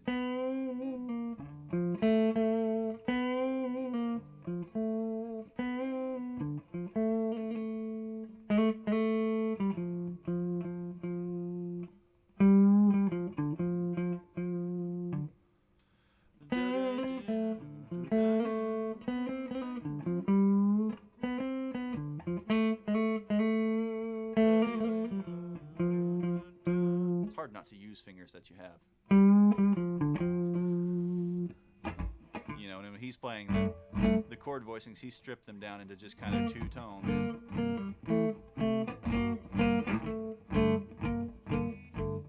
Kind of muting out everything in between.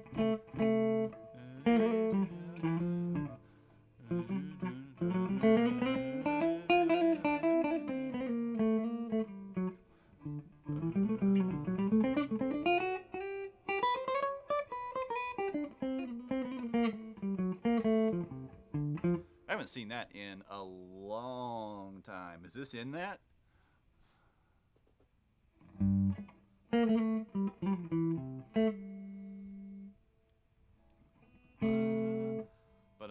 But a lot of the Django enthusiasts will actually do that. They'll imitate only having like 2 1/3 fingers to play with, which is amusing.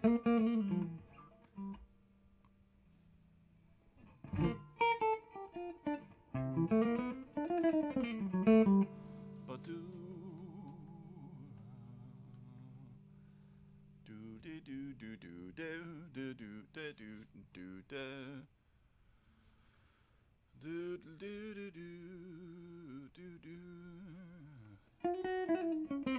I thinking of the same movie? Hold on a minute. So I feel like I'm thinking about...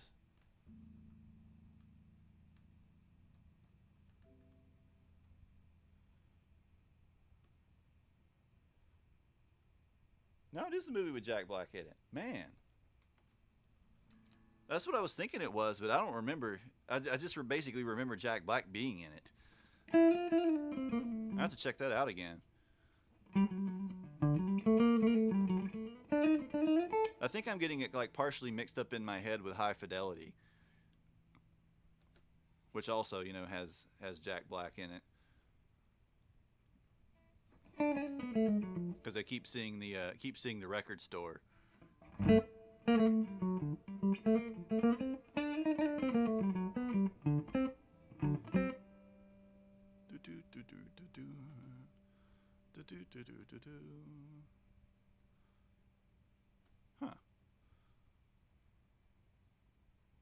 Fats Waller's real first name was Thomas. That's interesting.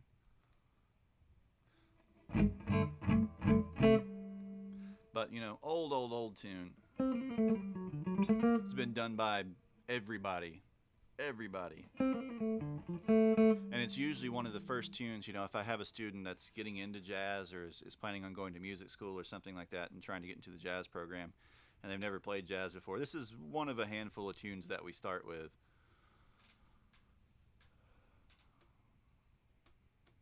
Because it kind of outlines, well, a ton of the cliches.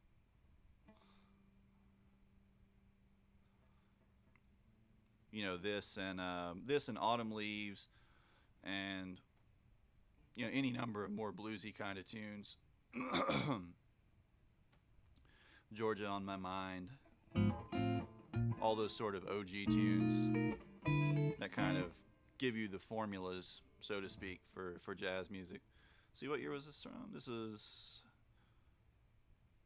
published 1929. Written 1928, published 1929. Yeah, so this was pretty early. Yeah, if you look at the list of people who did it, just like the various versions, Fletcher Henderson, 32, Fats Waller, 34, 37, 41, Mildred Bailey, Count Basie and his orchestra, Coleman Hawkins with Benny Carter, Django Reinhardt, and Stefan Grappelli, Earl Hines, Louis Armstrong, Jack Teagard and Benny Goodman, Lester Young, Louis Jordan. I mean, everybody did this. So, it's a really, really great song. It lays out that kind of 2-5-1 cadence very clearly. It gives you a lot of time to kind of improvise on top of it too, because it changes through it so many times. 1, 2, 3, 4.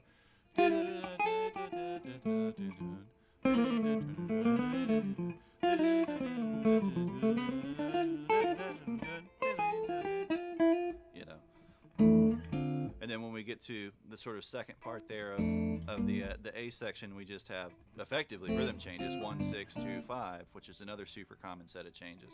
Then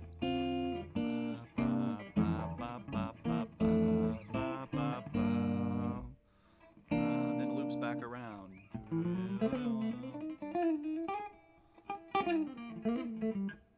I'm playing more kind of boppish on top of it, playing lots of passing tones and stuff. But, start off really easy. Do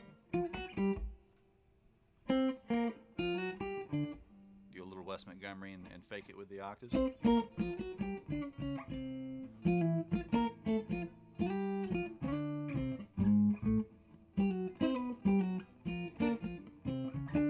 me see if there are any good backing tracks for this. I'm sure there are.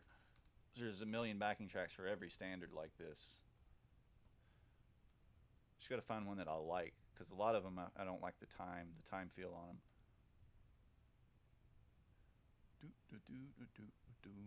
Let's see. Oh, there's a guitar improvisation one, but that'll be kind of in the style of gypsy jazz.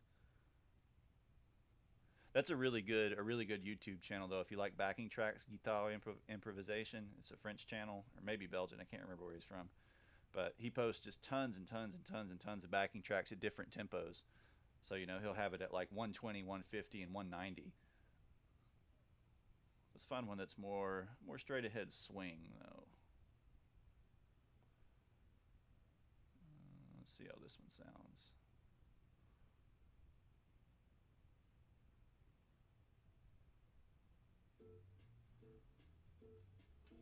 Yes, this is a fairly swing one. Whoop, turn the volume down.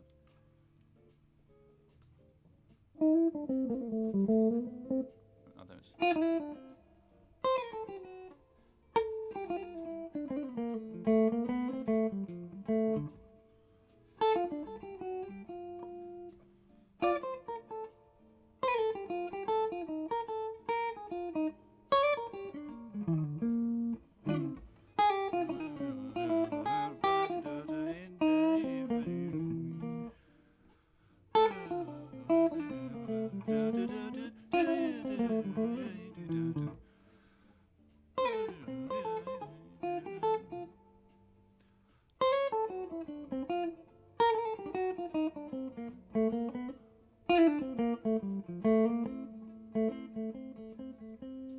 just kind of hang out in like a little box at first, start developing themes, developing ideas.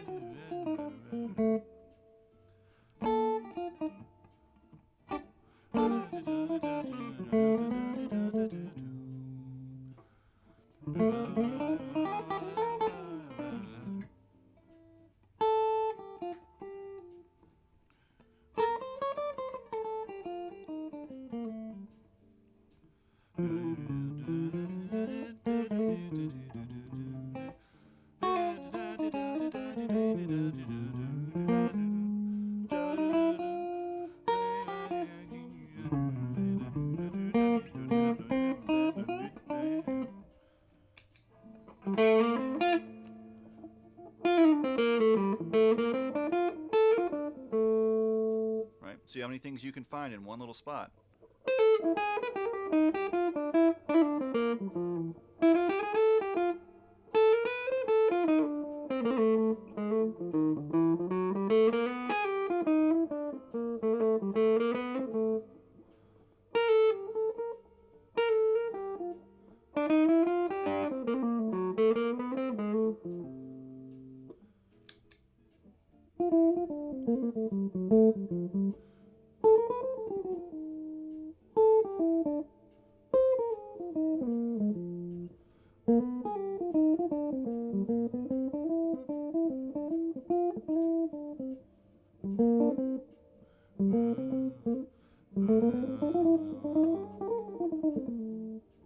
A little too much.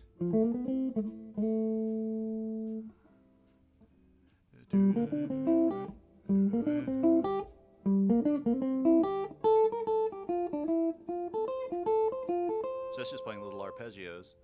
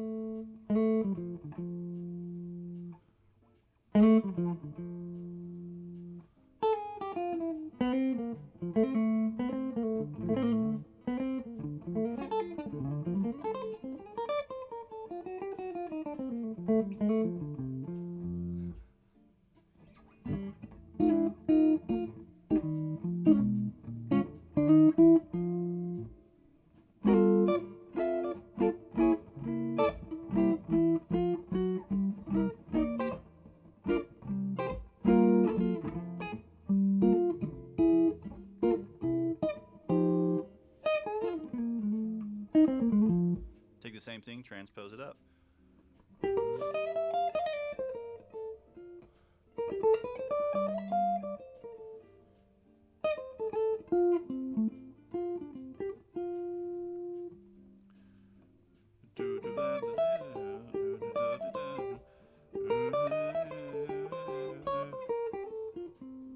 Just little arpeggios. G minor, or whoops, we're on the bridge section now.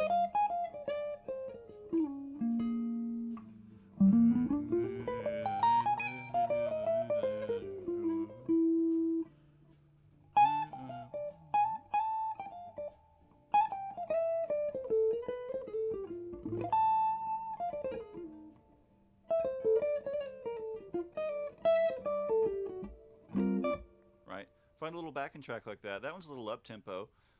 But if you're just starting out, maybe take one, find one that's a little bit slower, or even one with that quick, and just simplify the phrases that you're playing.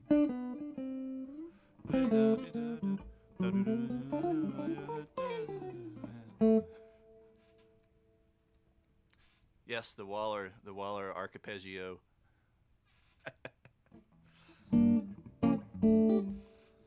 Right.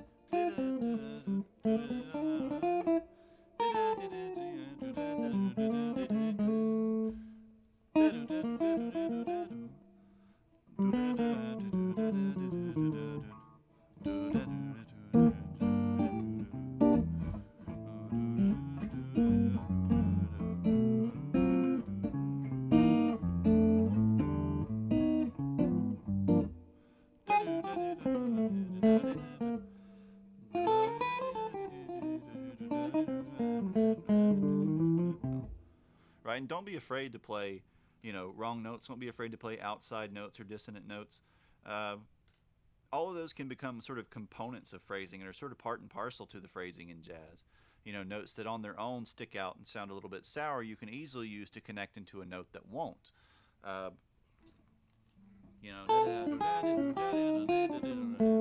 Little just descending chromatic phrase like that, taking that D minor arpeggio and moving it down chromatically, and setting it into a more consonant sort of line.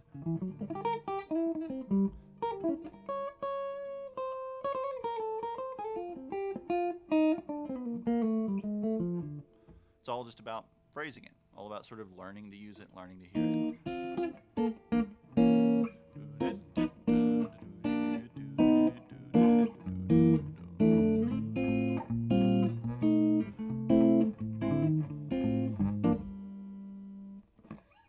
Right? Well, I suppose I should ask if anybody has any questions or any particular sort of thing that we've talked about that we should go over again or discuss more in depth. Because it's just kind of been me rambling for about 2 hours at this point.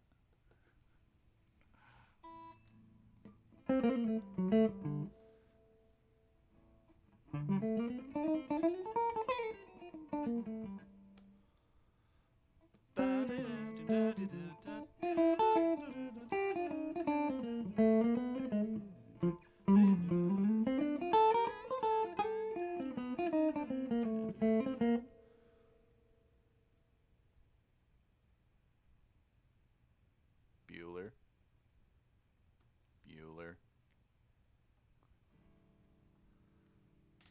And again, the chart is in the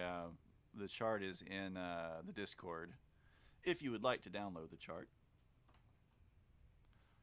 though you can probably pretty easily find a variation of that on Google.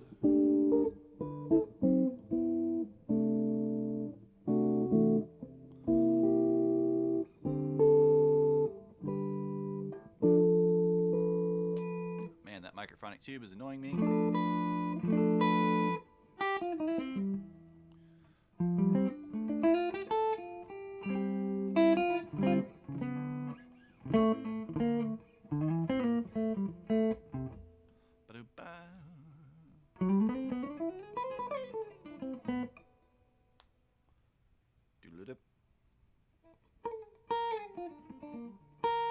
Gotta articulate the pull off.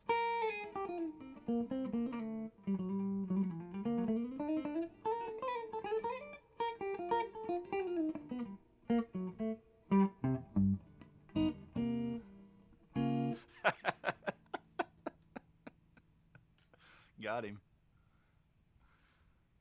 Little slow there. 600 seconds.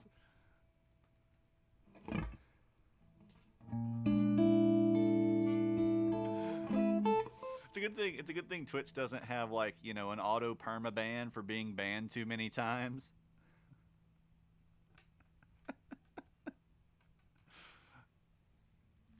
Oh Lord.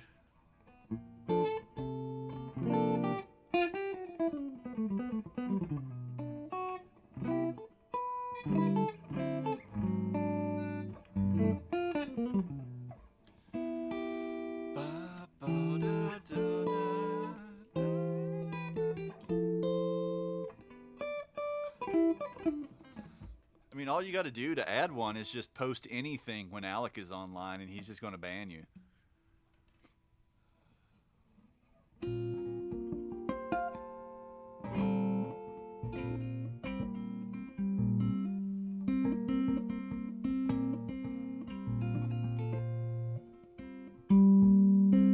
All right, come on.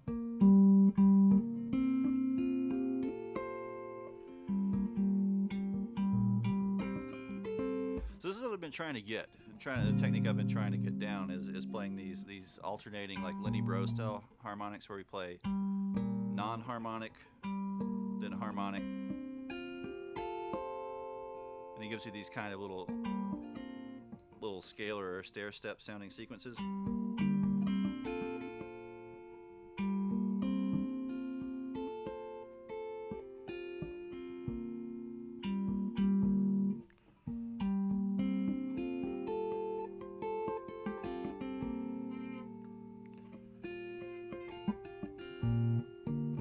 Hard time getting the volume balance, so that's been the real difficulty in the technique. It's getting like the non-harmonic to harmonic tone kind of even.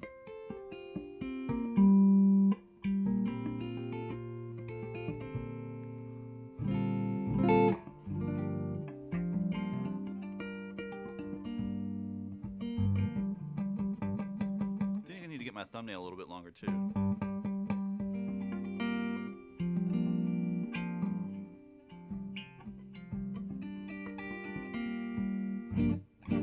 Really neat stuff you can do with it, you know, beyond just these types of things.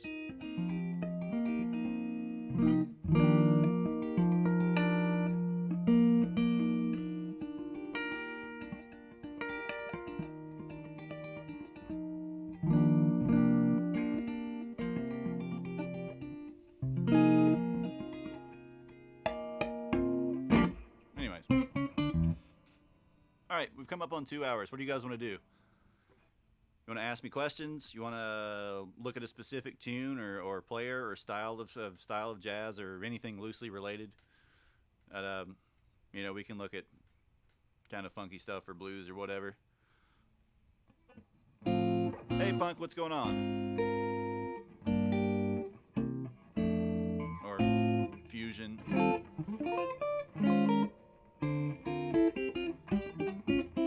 Tonight is not the night for heavy metal chicken picking.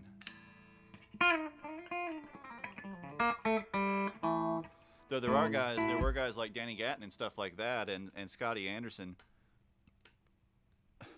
Get real jazz guitar. Like what?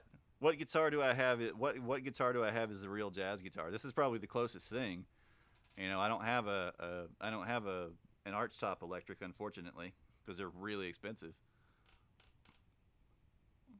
5 a.m. You can't see. Well, hang out with us. We've been talking about some dry as a bone stuff tonight, so maybe it'll help you fall asleep. Or at least dry as a bone, given by how quiet all these mugs in chat have been.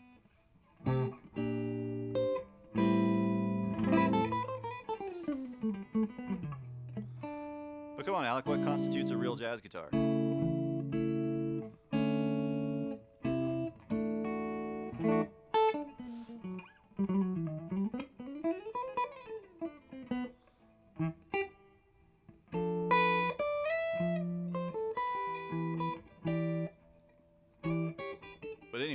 There were guys like Danny Gatton and Scotty Anderson and stuff who play jazz with sort of mixed with country technique.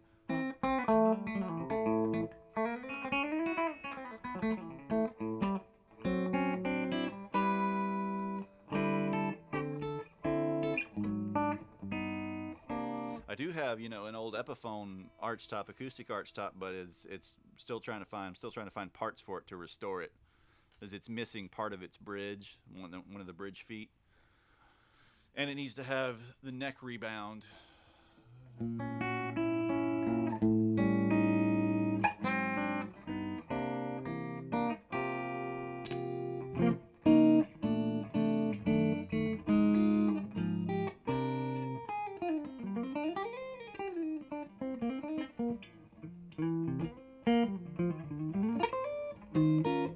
Serbian rock and garage punk. Well, let's see. We can probably improvise on it. All right, let's see.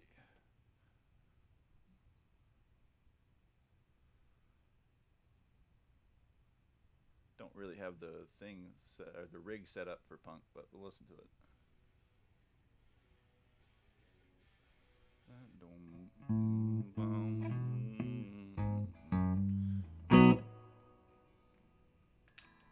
All right, so in this case, we just want like a B. So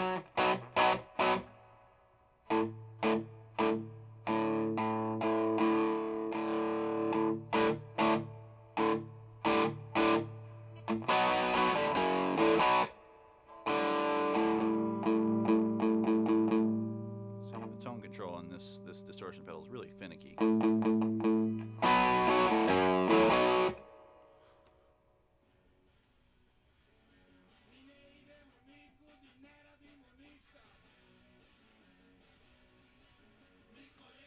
Right, so you have a B power chord, or really like a B major bar chord. Then it's coming off to the open A,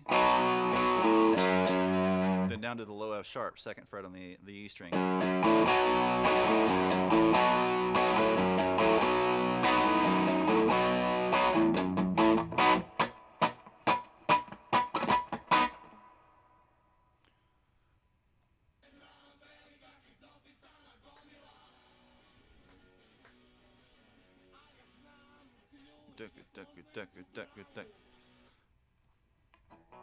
Well, given that I don't speak Serbian, I wouldn't know.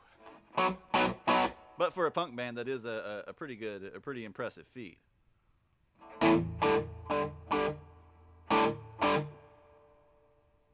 Right, so far this is pretty straightforward.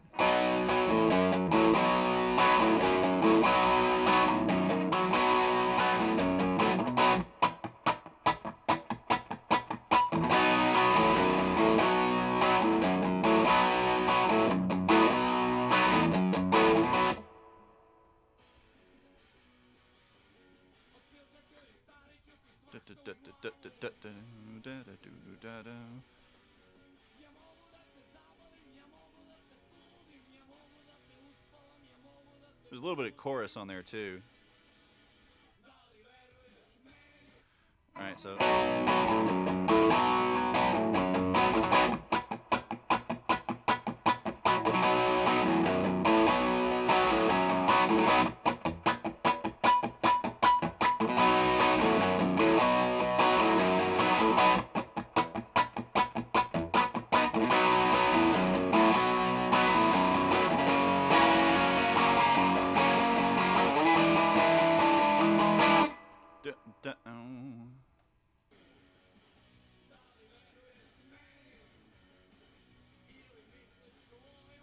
it's doing the same thing here, basically.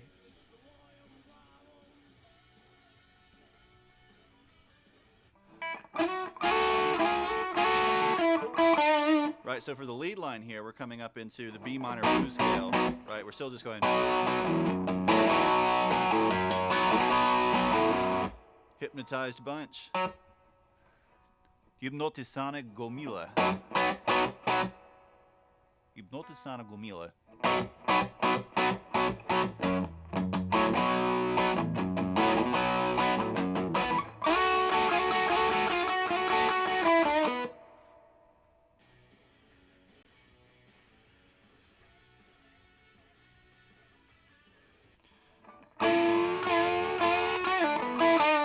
So just the minor blues scale.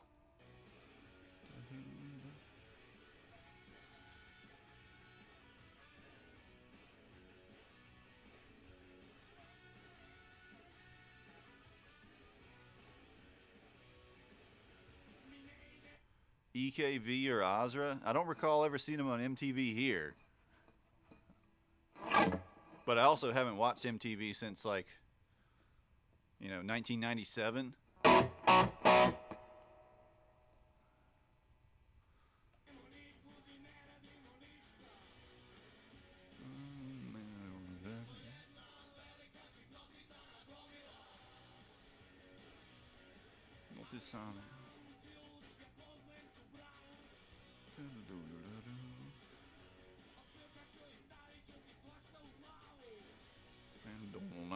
So we're still just kind of.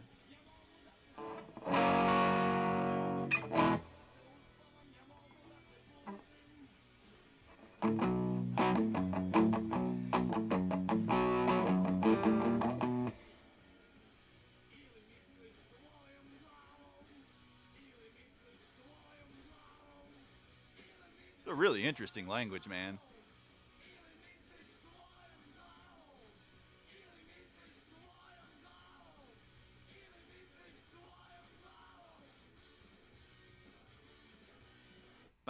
All right, so we're still just jamming for the most part on that B. When we get this little hit here, it comes up to the D.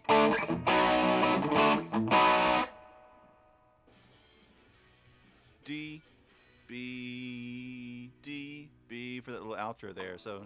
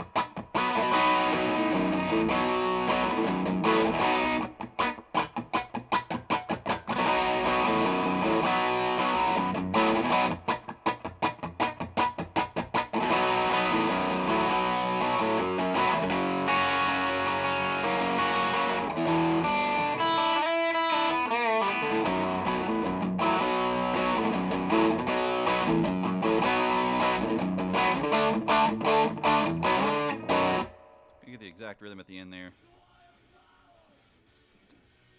Bop, bop.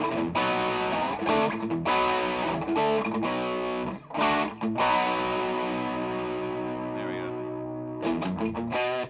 It's a fun kind of bouncy song. That's almost like a kind of like surf rock type of rap.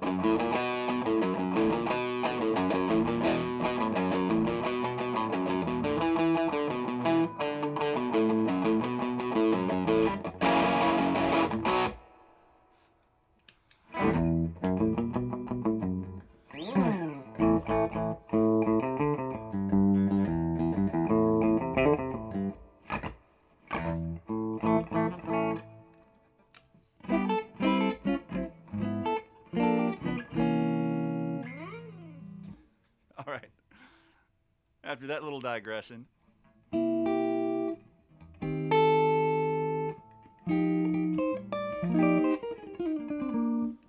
Any other questions or things anybody wants to talk about or discuss, regarding jazz or improvisation or any of that? Anything even tangentially related?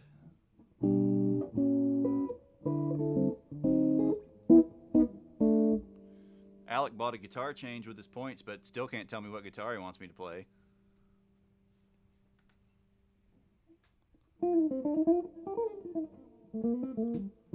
Because my shoulder is definitely ready to change to something lighter.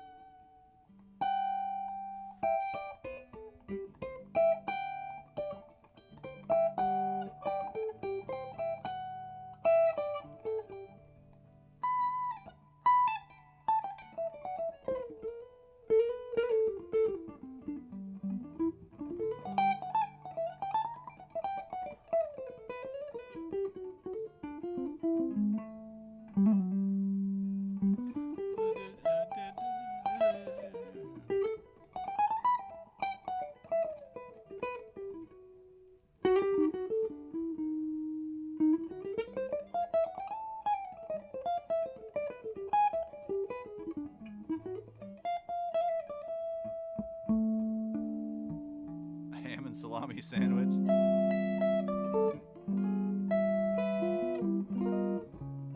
I'm a little overloaded on sandwiches. I've had like 3 sandwiches in the last 24 hours. I'd had a ham sandwich after the Wednesday night stream. Some point. Had a little longer than 24 hours, but after the Wednesday night stream, had a roast beef sandwich last night, and then had a roast beef and ham sandwich for lunch today. So I'm kind of like overdosed on sandwich.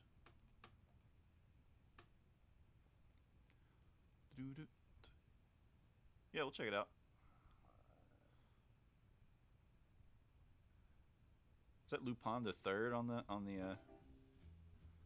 video here?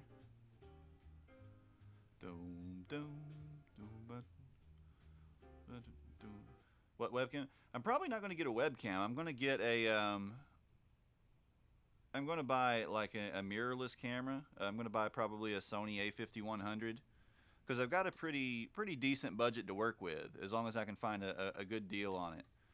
Because I also need a camera that I can take like proper pictures with of various gear and stuff like that. So I'm probably going to get an A5100. If I can find a good enough deal, I really want to get an A6400. Because the big thing is when you move up from like a webcam, like one that clips onto your computer or whatever, to a proper like mirrorless or DSLR, you get a much larger light or sensor in it, and you get a whole lot more depth in color, like more accurate color and picture quality. They may still be able to stream, like some of the webcams can still stream at 1080p and 60 FPS, but you get a much deeper and more natural image, plus the ability to take really high quality photos with it, which I need as well. So basically what I'm doing now is I have like custom eBay searches set up to search, like I search every couple hours to see if someone's put one on, and just waiting for like a good deal to turn up on one, because it's really competitive for them at the moment. But if you ever get a second, like go on YouTube and look at like DSLR versus webcam. There's a couple videos from big YouTubers that have comparisons, and it's just like no contest at all. Yeah, I've been checking Craigslist every day too. Craigslist is so far has mostly been just like way older stuff, stuff that's like 7-8 years old or more. I haven't seen any more recent cameras on there. Yeah, that is Lupin the Third.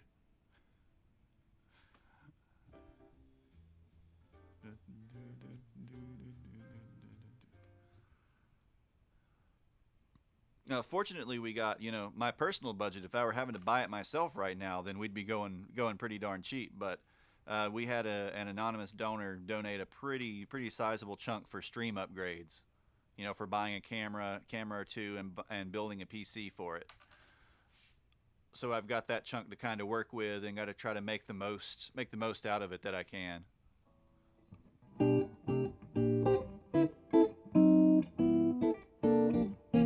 The original plan was to get like a 6400 or something really nice like that for the main camera, and then a 5100 for the secondary camera.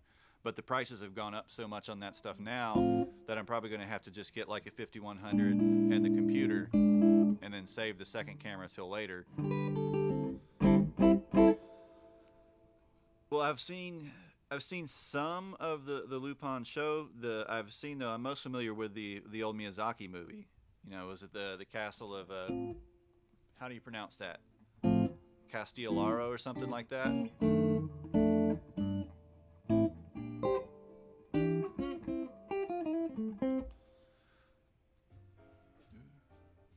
Cagliostro. All right, so the way this is laid out is essentially like a sort of blues structure. And when we talk about a blues in a jazz context, it's a little bit different than a blues in like a blues music context, like a Muddy Waters type context. So you get ba-da, 1, 2, ba-da, 4, and then we start to get this ba ba ba ba ba. All these little chord substitutions walking down, usually from around the 6. 1, 2, 5, 1, 4, 1, 2, 5, 1. Ba ba da ba da ba da ba da ba da ba da da ba da ba ba ba da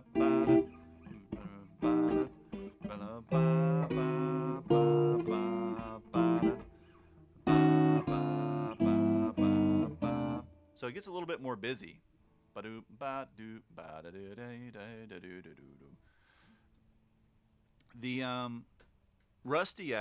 Rusty Builds, R.I.P. Rusty Builds actually like 3D printed us a clip-on thing for like a GoPro too. So if we can get a hold of a GoPro, we can actually clip it onto the guitar.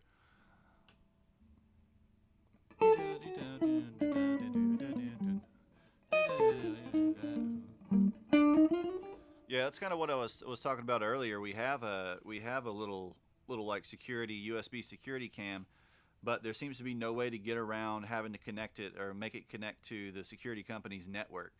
So I was trying to see if I could rig it up to use it as a secondary camera, and every time you plug it in, it just sends up a prompt like, you must connect to, secure, safes, whatever, to operate this camera. And it seems like there should be some way to bypass that, but I haven't found one anywhere. I was looking around online, see if someone knew how.